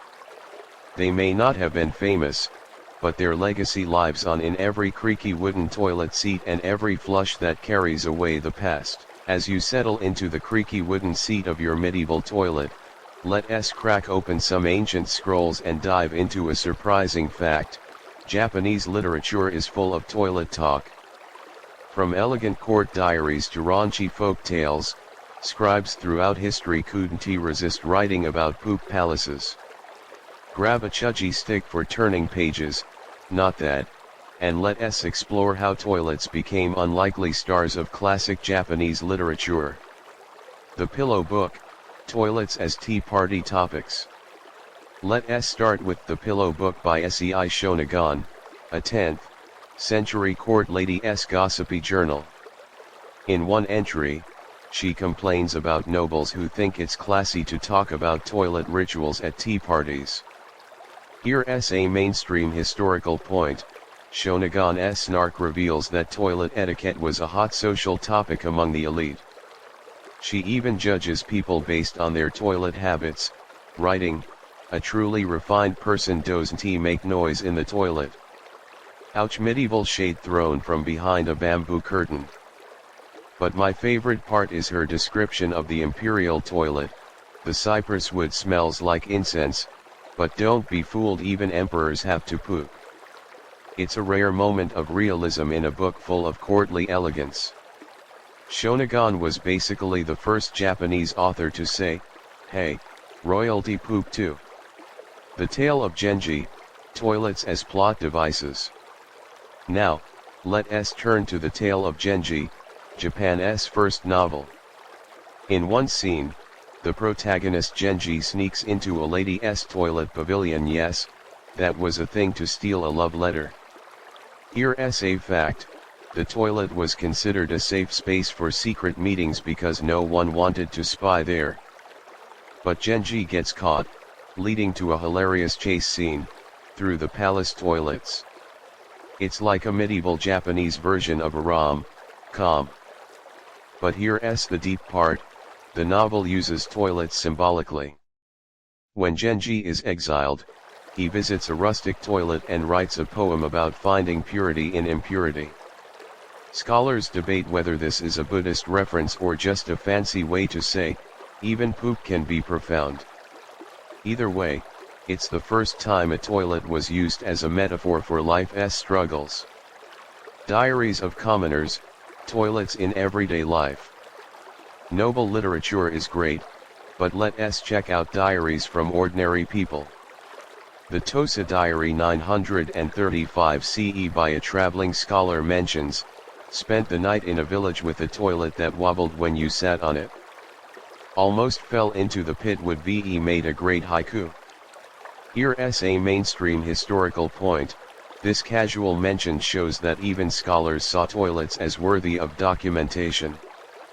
But the Kamakura Diary 13th century takes the cake. A farmer writes, "My wife fell into the toilet yesterday. She's fine, but our only pair of good geta got swept away.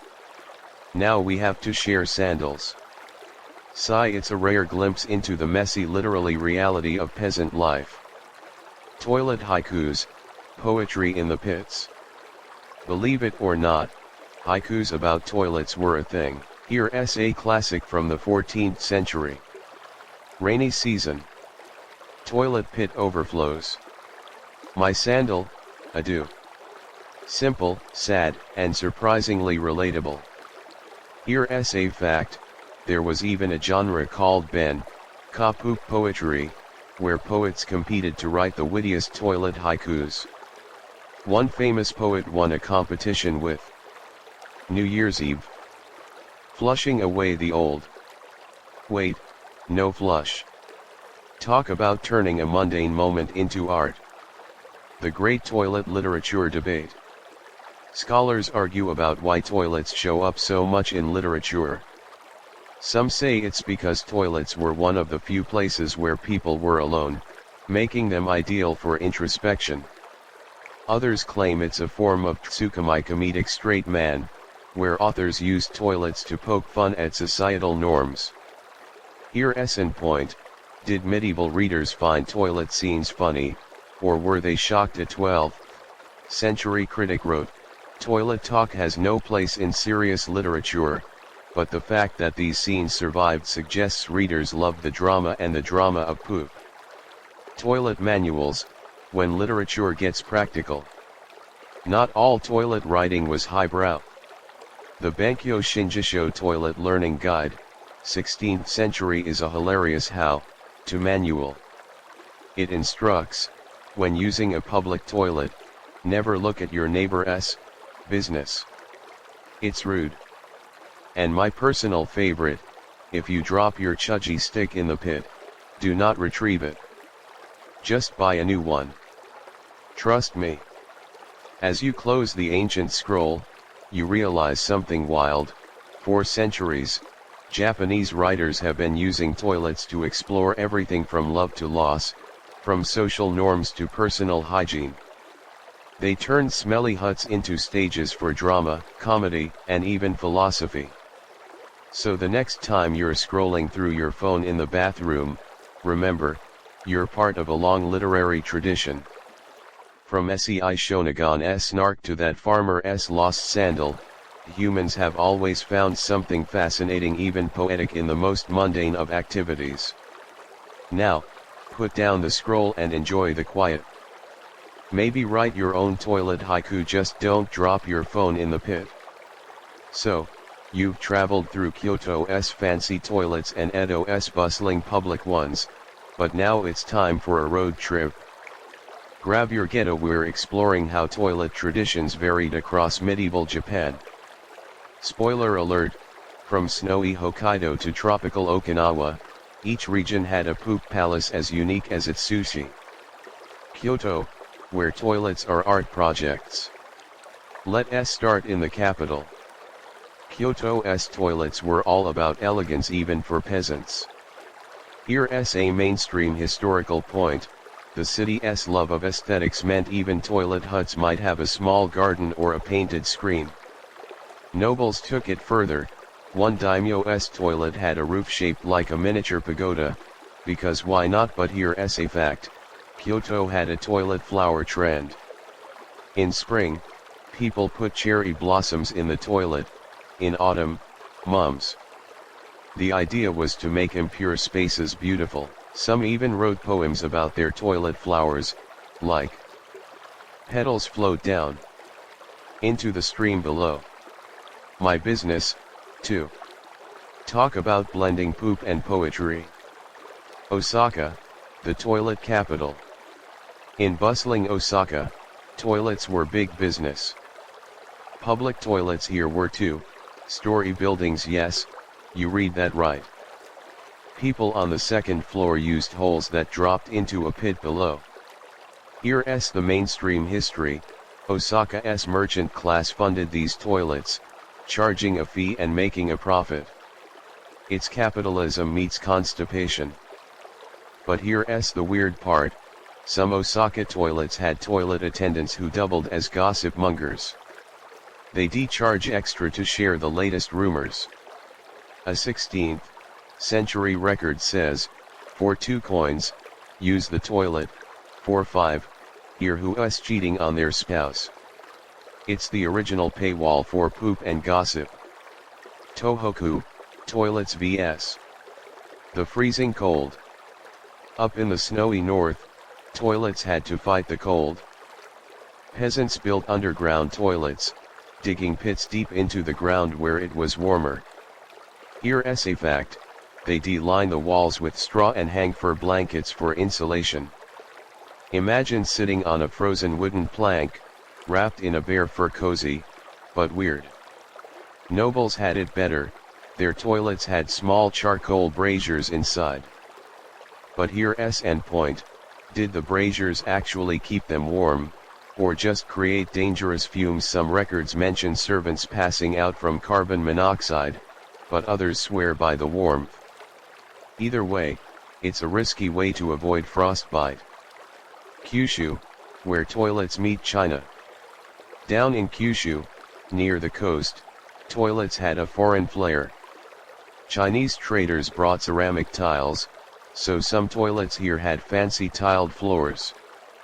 Here's a mainstream historical point: Kyushu's toilets often faced south, following Chinese feng shui, not just Japanese fusui. But the coolest thing: seashells. Coastal villages used oyster shells for everything, including toilet seats. They depolish the shells until smooth, creating a natural, anti-bacterial surface. Here's a fact: some shells were so shiny, people used them as mirrors in the toilet. Talk about multi-tasking. Okinawa, tropical toilets, tropical problems. In the south, toilets had to beat the heat and humidity. Most were made from coral stone, which stayed cool and repelled bugs. Here's the mainstream history: coral is porous, so it absorbed odors better than wood. Smart, right, but here's the funny problem: crabs. Yes, crabs. Tropical crabs would sometimes crawl into toilets at night. A 15th century diary says, "Went to the toilet, felt something pinch my toe, turned out to be a hermit crab. Never again." Hence the Okinawan rule: always check the toilet hole before sitting. Hokkaido: snow, snow, and more snow. In wild Hokkaido, toilets were a survival challenge. The Ainu people built snow toilets, which were just pits dug into the snow. Here's a fact: they demarked the toilet with a tall stick, so it didn't get buried, but in a blizzard, even the stick got lost. Imagine wandering in the snow, desperate, and, you get the idea. When the Japanese started settling Hokkaido in the 17th century, they brought wooden toilets. But here's the argument: did they adapt Ainu toilet practices, or ignore them? Some historians say the Japanese copied the snow pit idea, while others claim they thought Ainu toilets were barbaric. The Great Toilet Regionalism Debate. Scholars argue about why toilets varied so much. Some say it's climate: rainy Kansai needed waterproof toilets, snowy Tohoku needed warm ones. Others claim it's culture: Kyoto's artsy toilets versus Osaka's practical ones. But here's the real takeaway: medieval Japanese toilets were like snowflakes. No two regions were the same.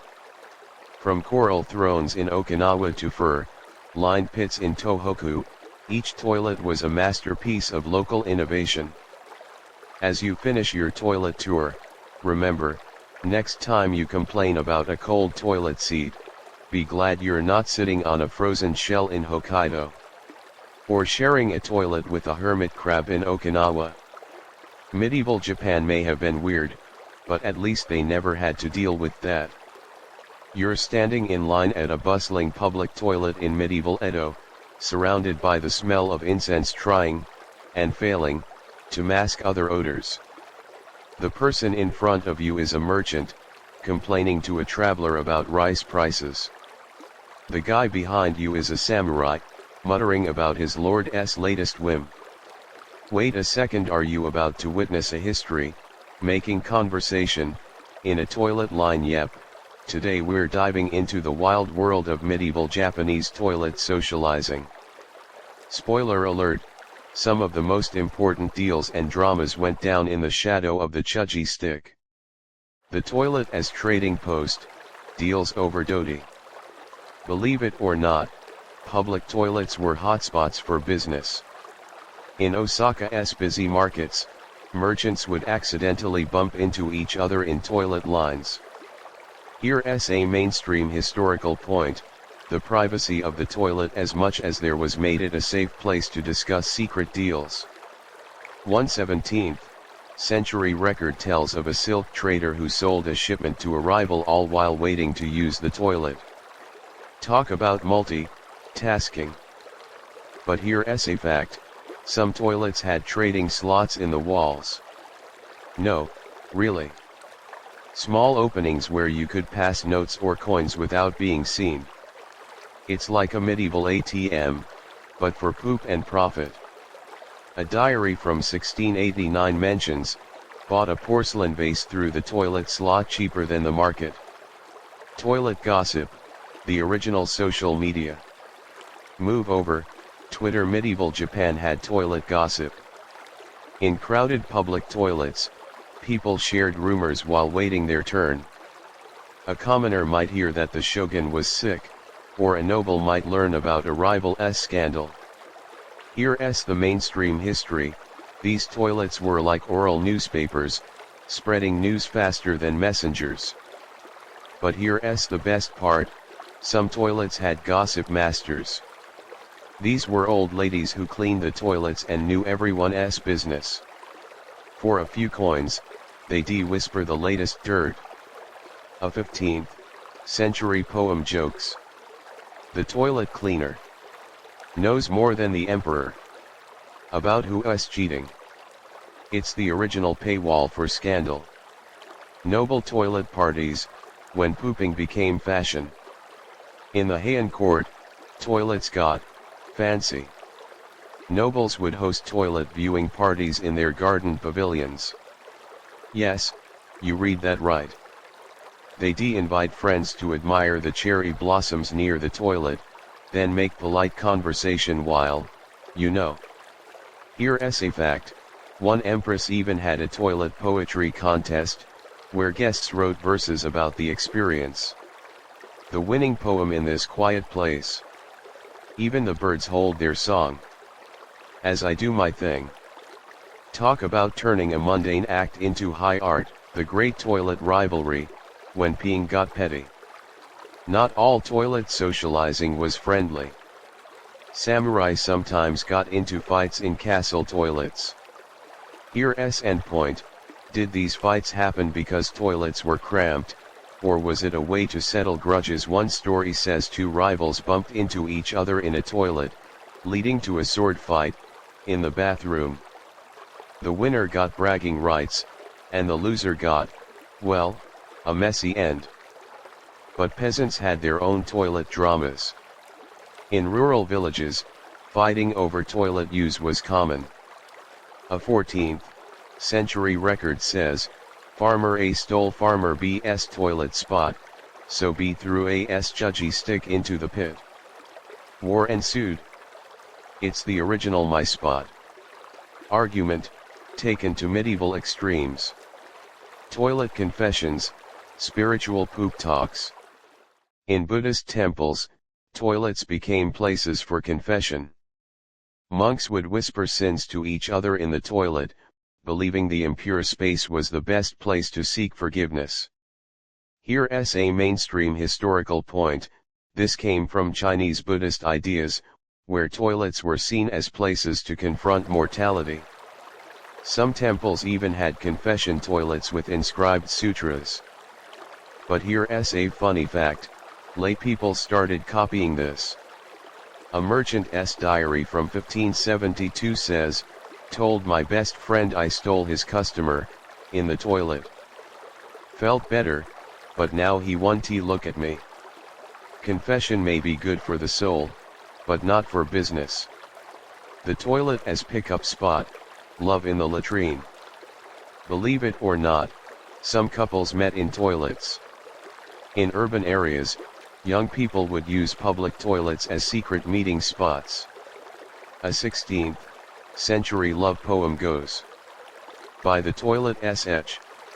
Your hand brushed mine. Was that poop or love?" Romantic, if you ignore the context. Here's the thing: parents couldn't spy on them in the toilet, so it became a rebel's paradise. The Great Toilet Social Impact Debate. Scholars argue about whether toilet socializing was significant. Some say it shows how toilets were central to daily life, while others call it a niche curiosity. But here's the truth: from business deals to love affairs, medieval Japanese toilets were more than just poop palaces, they were microcosms of society. As you finally step into the toilet stall, you can't help but smile. Who knows, maybe the person in the next stall is plotting a revolution, or confessing a crime, or just trying to sell some silk. In medieval Japan, even the simplest act of using the toilet could turn into a social event. So the next time you're in a public bathroom, spare a thought for your medieval ancestors. They turned the most awkward of moments into opportunities for business, gossip, and even love. Now that's what I call making the best of a stinky situation. As you hover over the creaky wooden plank of a medieval Japanese toilet, you might be wondering, did anyone ever get sick from this? Spoiler alert: yes, but the ways they tried to stay healthy are wilder than you'd expect. Today, we're diving into the messy intersection of toilets and medicine in medieval Japan, where shamans, herbalists, and even a few clever peasants tried to turn poop palaces into health hubs. Grab a chūgi stick for taking notes, not that, and let us explore how they fought disease with everything from prayer to rotten fish. The Great Toilet, Disease mystery. First things first, medieval Japan had its fair share of epidemics. Smallpox, cholera, and dysentery were common, and guess where they spread fastest? You got it, near dirty toilets. Here's a mainstream historical point: archaeological studies of medieval garbage pits, yes, really show high levels of disease, causing bacteria near toilet sites. It's a grim reminder that what goes down the pit doesn't always stay there. But here's the kicker: they knew toilets were smelly, but did they connect them to disease? Some records suggest yes. A 14th century doctor wrote, "People who live near stinky toilets get sick more often." But instead of blaming germs, they blamed impure spirits or bad air. It's the classic medieval mix of observation and superstition. Toilet medicine, when poop became a cure. Believe it or not, some medieval doctors thought toilet waste had healing powers. Wait, what? Here's a fact: a practice called hygiene involved collecting toilet vapor, yes, fumes, and using it to treat respiratory illnesses. The idea was that the vapor would purify the lungs by confronting them with the ultimate impurity. Needless to say, this didn't work, but it shows how messed up their medical ideas were. But that's not the worst. Some herbalists recommended drinking water from toilet streams as a cure for digestive issues. A 15th century medical text says, "Water that has carried waste is strong, it will fight the bad humors in your belly."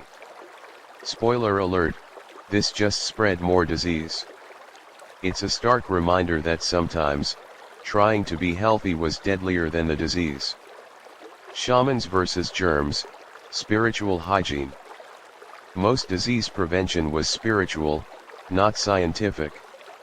Shinto priests performed rituals to cleanse toilets of evil spirits. Here's a mainstream historical point: these rituals often involved sprinkling blessed water or reciting sutras, which had no real medical effect but made people feel safer. It's the medieval version of a placebo effect, just with more incense. But here's an point: did these rituals have any practical benefits? Some historians argue that the act of cleaning during a ritual might have accidentally improved hygiene. For example, a shaman's purification might involve scrubbing the toilet with vinegar, which is a natural disinfectant. Was this intentional, or a happy accident? The jury's still out. Herbal heroes, plants versus poop. Not all toilet health measures were crazy. Some peasants used plants with real medicinal properties. Mint, for example, was hung in toilets because it sent masked odors, but mint also has antibacterial properties. Here's a fact: crushed mugwort leaves were sometimes mixed with ash in toilet pits. Mugwort contains compounds that kill certain bacteria, so this might have actually reduced germs. Nobles took it further. They imported Chinese herbs like chrysanthemum and ginseng, believing they had purifying powers. A daimyo's toilet might have a bowl of chrysanthemum petals floating in water, which smelled nice and, well, that's it. The medicinal benefits were mostly in their heads, but the thought was there. The Great Toilet Health Debate. Scholars argue about whether medieval Japanese had any effective toilet hygiene. Some point to toilets over running water as a primitive sewage system, which did help reduce stagnation. Others say the focus on spiritual purity over actual cleaning meant diseases still ran rampant. Here's a sad reality: infant mortality was high, and many diseases were traced back to contaminated water near toilets. A 13th century village record laments, 3 children died of summer sickness, all lived near the village toilet. It's a heartbreaking reminder that good intentions didn't always lead to good outcomes. Toilet side diagnoses: when poop told your future. Believe it or not, doctors sometimes read toilet waste for medical clues. A 16th century medical manual instructs, look at the color and shape of a patient's waste to diagnose illness. If it was too runny, you had wetness in the spleen; if too dry, excess heat in the liver. It's like poop fortune telling, but for medicine. Here's a funny fact: some doctors even had poop charts with illustrations of healthy versus sick waste. One chart from 1590 shows a good poop as brown and snake-shaped, while a bad poop is green and full of undigested food. Hey, maybe they were onto something. Modern doctors do check stool samples, after all. The silver lining: baby steps toward hygiene. Not all was lost. By the Edo period 1603 to 1868, there were signs of progress. Public toilets had attendants who cleaned them daily, and some cities built drainage systems to carry toilet waste away from water sources. Here's a mainstream historical point: these were small steps, but they laid the groundwork for modern sanitation. As you step out of the toilet, you can't help but feel grateful for modern medicine. Medieval Japanese may have mixed prayer with poop in their quest for health, but their failures and rare successes taught valuable lessons. So the next time you use hand sanitizer, remember, your medieval ancestor would be prayed for a germ-free hand, then dipped their chūgi stick in vinegar. It's a funny reminder that health trends come and go, but the desire to stay clean is timeless. As you hover over the wooden plank of a medieval Japanese toilet, listening to the stream below carry away, well, you know, it's time to face a stinky truth: these toilets had a huge impact on the environment. From polluted rivers to fertilized fields, medieval Japan's bathroom habits shaped the natural world in surprising ways. Let's dive into the murky waters of toilet-related environmental history. Just don't fall in. The Great Toilet, river pollution problem. First up, waterways.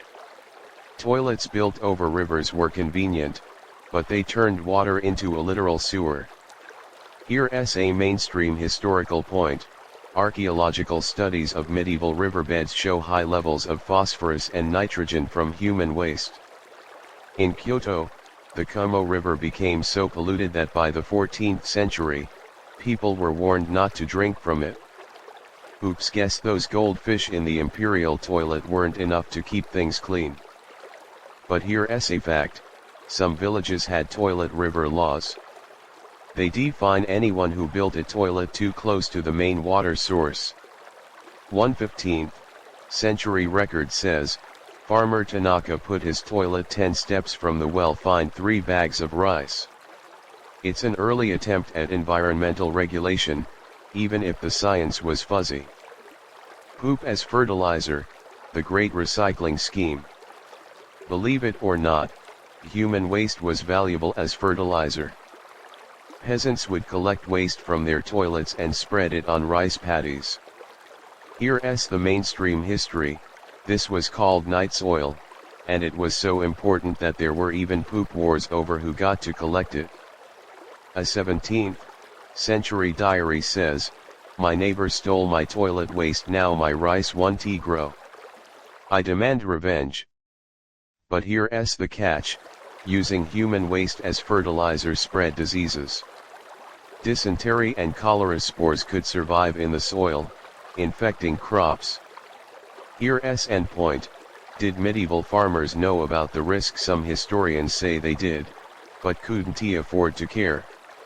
Others argue they thought the impurity of waste was balanced by its fertility. Either way, it's a classic case of short-term gain, long-term poop-ubble. Toilet wood and deforestation, a sticky situation. Cypress wood was toilet building superstar, but all that wood cutting had a price. Here's a fact: by the 13th century, deforestation was a real problem in Kyoto. The imperial court actually passed laws limiting cypress logging for toilets. One edict says, no more than 10 cypress trees per year may be used for kawaii construction. It's medieval legislation, inspired by poop.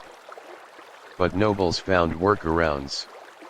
They started importing wood from other regions, or using cheaper pine. A daimyo's toilet might have a cypress seat but pine walls like a luxury car with a plastic interior. Practical, but less classy. The Great Toilet, Wildlife Encounter. Toilets didn't just affect humans, they messed with animals too. In rural areas, toilet pits attracted rodents and insects. Here's a mainstream historical point: archaeological digs near toilets have found tons of rat bones, along with beetles that feed on, well, you know. It's a whole ecosystem built around human waste. But here's the weirdest part: some birds loved toilet areas. Crows and ravens would peck at waste, spreading it around. A 16th century farmer complained, "Crows keep stealing my toilet waste and dropping it in my garden. Now my lettuce tastes interesting." Nature finds a way, even in the smelliest places. Toilet design versus nature, when architecture meets ecology. Believe it or not, some toilet designs were surprisingly eco-friendly. Toilets over running water used the river's current to disperse waste, reducing stagnation. Here's endpoint: was this intentional environmentalism, or just practicality? Some historians say the Japanese had a deep respect for nature, so they designed toilets to work with rivers, not against them. Others say it was just cheaper than building pits. But here's a cool fact: in some mountain villages, toilets were built on slopes, so waste would roll down into a distant pit. It's like a medieval poop slide, using gravity to keep waste away from living areas. Ingenious, if a bit gross. The Great Toilet, environment debate. Scholars argue about the overall environmental impact. Some say toilets contributed to minor pollution, while others claim they were a major factor in medieval ecological problems. Here's a middle ground: while individual toilets weren't too bad, the sheer number of them plus waste-based farming added up. It's like a billion tiny poop drops making an environmental ocean. Modern lessons from medieval poop. As you step away from the toilet, you realize something wild: medieval Japan's toilet habits were a mix of environmental destruction and accidental sustainability. They polluted rivers but also recycled waste, they cut down trees but tried to regulate it. So the next time you flush, remember, your bathroom habits have an environmental impact, just like they did centuries ago. The difference is, we now know why flushing into a river is bad and we can do something about it. Medieval Japanese may have pooped their way into some environmental trouble, but their mistakes and rare successes teach us that even the smelliest parts of life have an impact on the world around us. Now that's a deep thought from a deep pit. As you step out of a medieval Japanese toilet hut, you might be surprised to learn that your humble bathroom break was part of a booming economy. From cypress wood traders to toilet fee collectors, the business of poop was a major money maker in medieval Japan. Let's dive into the filthy lucre of toilet economics, where even a chūgi stick had a price tag. The Great Toilet Timber Trade. First up, wood. Cypress was the toilet builder's best friend, but sourcing it was big business. Here's a mainstream historical point: by the 12th century, there were entire villages dedicated to cypress logging for toilets. Loggers would float huge logs down rivers to cities like Kyoto, where they'd be sold to toilet builders. A 13th century record shows a single cypress log could buy 10 bags of rice. Talk about expensive poop platforms. But here's a fact: there was a black market for stolen toilet wood. Thieves would sneak into noble gardens and chop down young cypress trees. One shogun even posted guards around his toilet grove, saying, "My poop is expensive enough without you stealing the wood." Toilet builders, the original plumbers. Toilet craftsmen weren't just carpenters, they were entrepreneurs. In Kyoto, master builders charged premium prices for fancy toilets. Here's the math: a basic peasant toilet cost about 50 copper coins, while a noble's garden toilet with goldfish filled stream could cost 10,000 coins. That's the difference between a Honda and a Rolls-Royce of poop palaces. But here's end point: were toilet builders rich or struggling? Some records show master builders lived in nice houses, while others say they were paid poorly because no one wanted to admit they built toilets. The truth is probably in the middle: they made good money, but had zero street cred. Public toilets, the first pay, 2p. In Edo, modern Tokyo, public toilets were cash cows.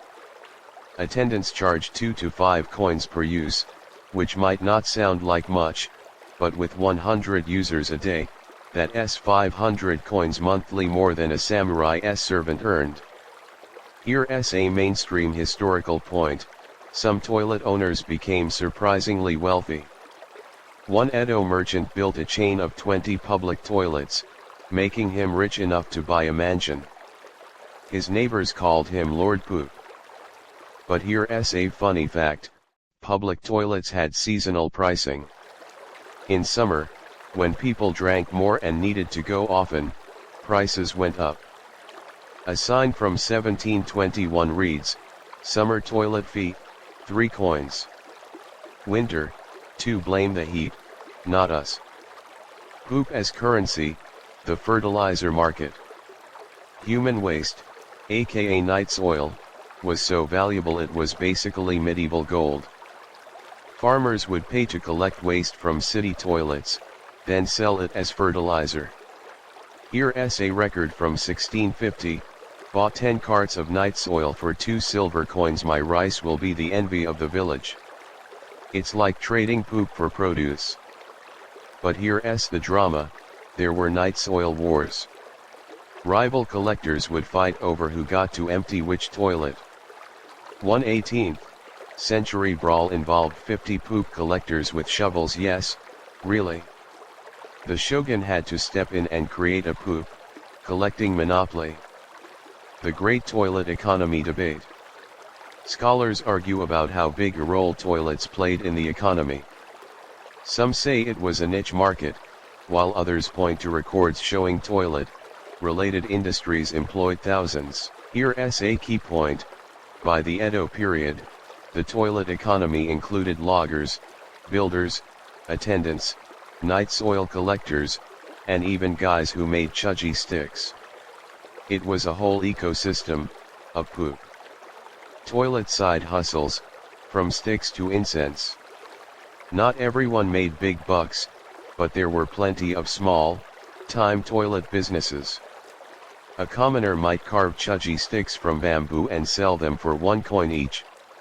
A crafty vendor in Osaka sold scented toilet papers made from old newspapers and flower petals for 3 coins a pack. But here's the weirdest side hustle: toilet fortune tellers. These guys would hang out near public toilets and offer to read your future based on, well, you know. A 1690 pamphlet advertises, for 5 coins, learn your destiny from your waste. Special discount for repeat customers.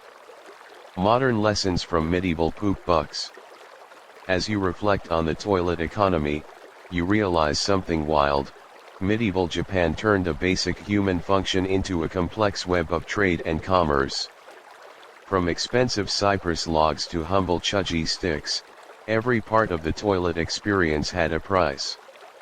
So the next time you use a free public toilet, remember, your medieval ancestor would-be had to pay for that privilege.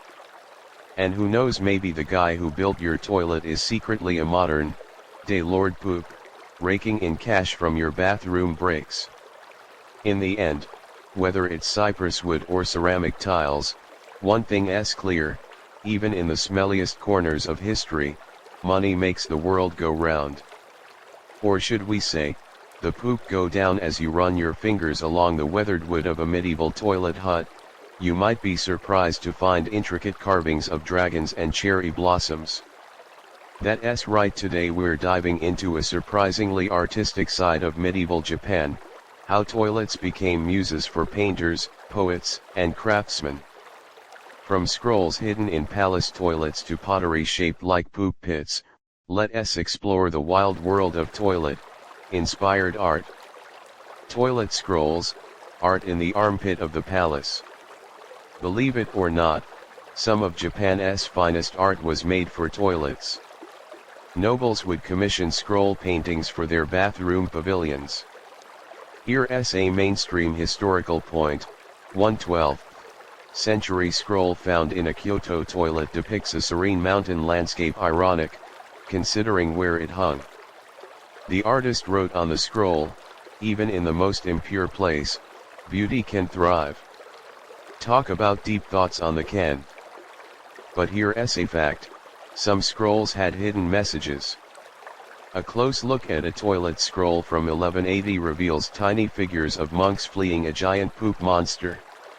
It's medieval bathroom graffiti gone high art, a secret joke for those in the know. Poop pottery, when toilets met kills. Potters got in on the toilet action too. In rural areas, they made toilet jars for storing ash. But here's the kicker, some jars were decorated with scenes of people using toilets. 114th century jar shows a peasant waving from his toilet hut, while a dog steals his chūgi stick. It's like a medieval bathroom humor mug, but for ash. Nobles had fancier versions. A daimyo's toilet might have a ceramic incense burner shaped like a miniature toilet. Here's a mainstream historical point. These burners were often inscribed with poems, like "Burning incense in my little toilet shrine," masking nature's call. It's art imitating life, in the smelliest way. Toilet prints, ukiyo-e's naughty secret. Ukiyo-e woodblock prints are famous for geishas and landscapes, but some had toilet themes. A rare 17th century print shows a samurai falling into a toilet pit, his armor clattering around him. Here's a fact, these prints were sold under the counter, as toilet humor wasn't considered proper art. One printmaker was even fined for depicting a noble using a chūgi stick, scandalous. But here's the deep part, some ukiyo-e artists used toilets symbolically. A print from 1690 shows a peasant emerging from a toilet hut, greeted by a rainbow. The caption reads, "Even after the worst, beauty follows." It's a metaphor for life, inspired by poop. The great toilet art debate. Scholars argue about why artists painted toilets. Some say it was rebellion using a taboo subject to challenge norms. Others claim it was practical art made for toilets needed to be cheap and replaceable. Here's an point, was toilet art meant to be funny, or profound? A 13th century critic dismissed it as lowbrow, but modern historians see it as a rare look at everyday life. The truth is, it's both. Medieval Japanese artists found humor and meaning in the most mundane and smelly aspects of life.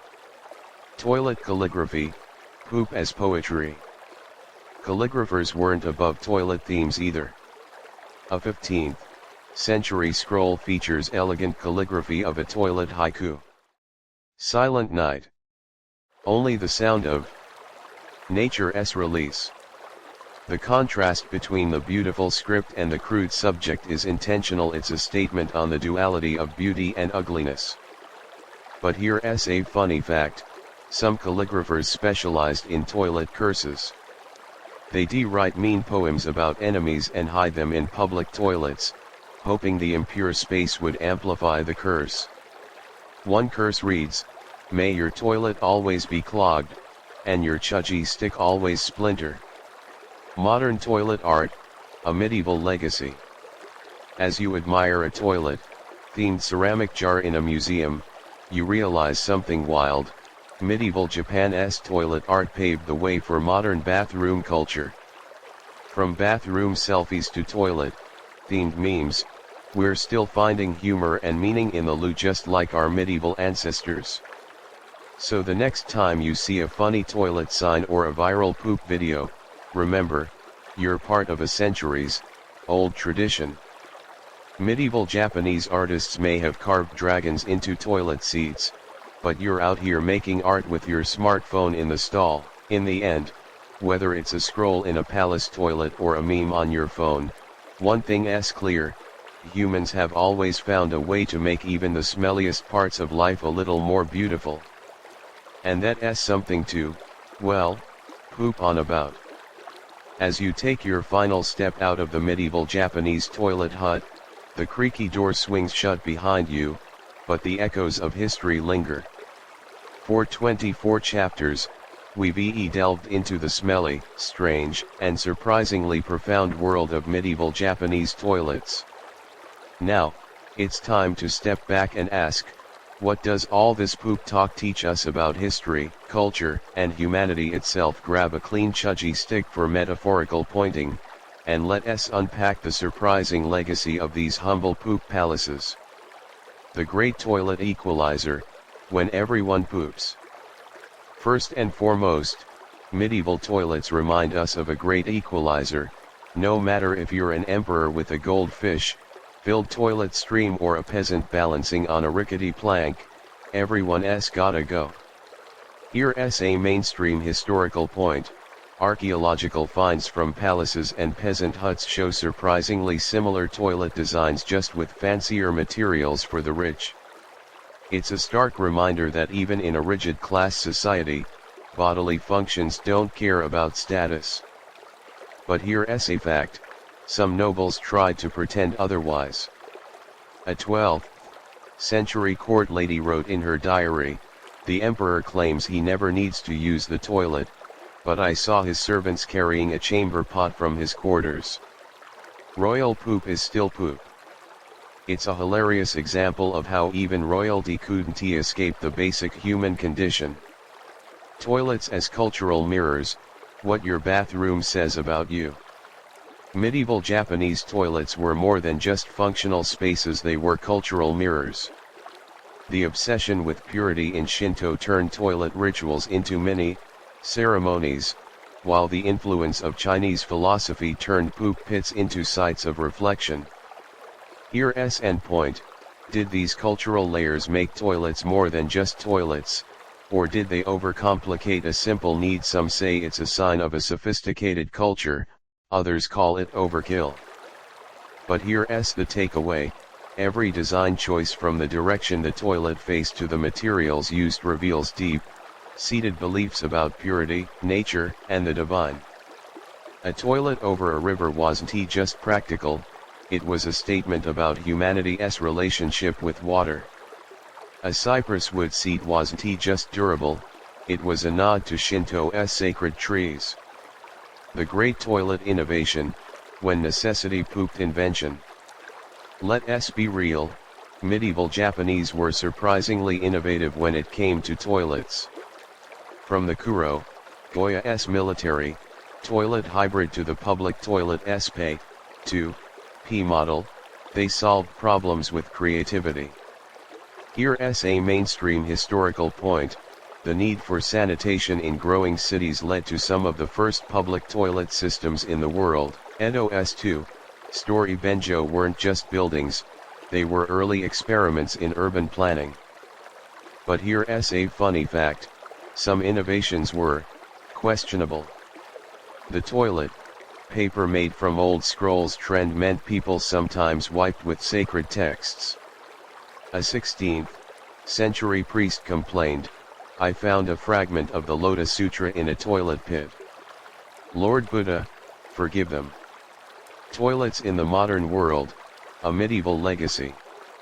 Believe it or not, medieval toilet traditions live on in modern Japan. The obsession with toilet cleanliness, it traces back to Shinto's purity rituals. The high-tech bidet toilets, they're descendants of the chūgi stick and rinse bucket. Here's a mainstream historical point: even today, some Japanese bathrooms have a toilet god shelf, a tiny shrine that echoes medieval beliefs. But here's the wildest legacy: the idea of the toilet as a sacred space. In modern Japanese offices, you'll sometimes find a toilet meditation sign, encouraging workers to take a moment of peace. It's a direct descendant of those medieval Buddhist monks who meditated in toilets. The great toilet philosophy, finding meaning in the mundane. Perhaps the biggest lesson from medieval toilets is this: even the most mundane aspects of life are steeped in culture and history. What seems like a simple act, using the toilet, is actually a complex interplay of biology, society, and belief. Here's an point: did medieval people think about toilets philosophically, or was it all just practical? The fact that they wrote poems, built art, filled pavilions, and argued about toilet spirits suggests they saw deeper meaning.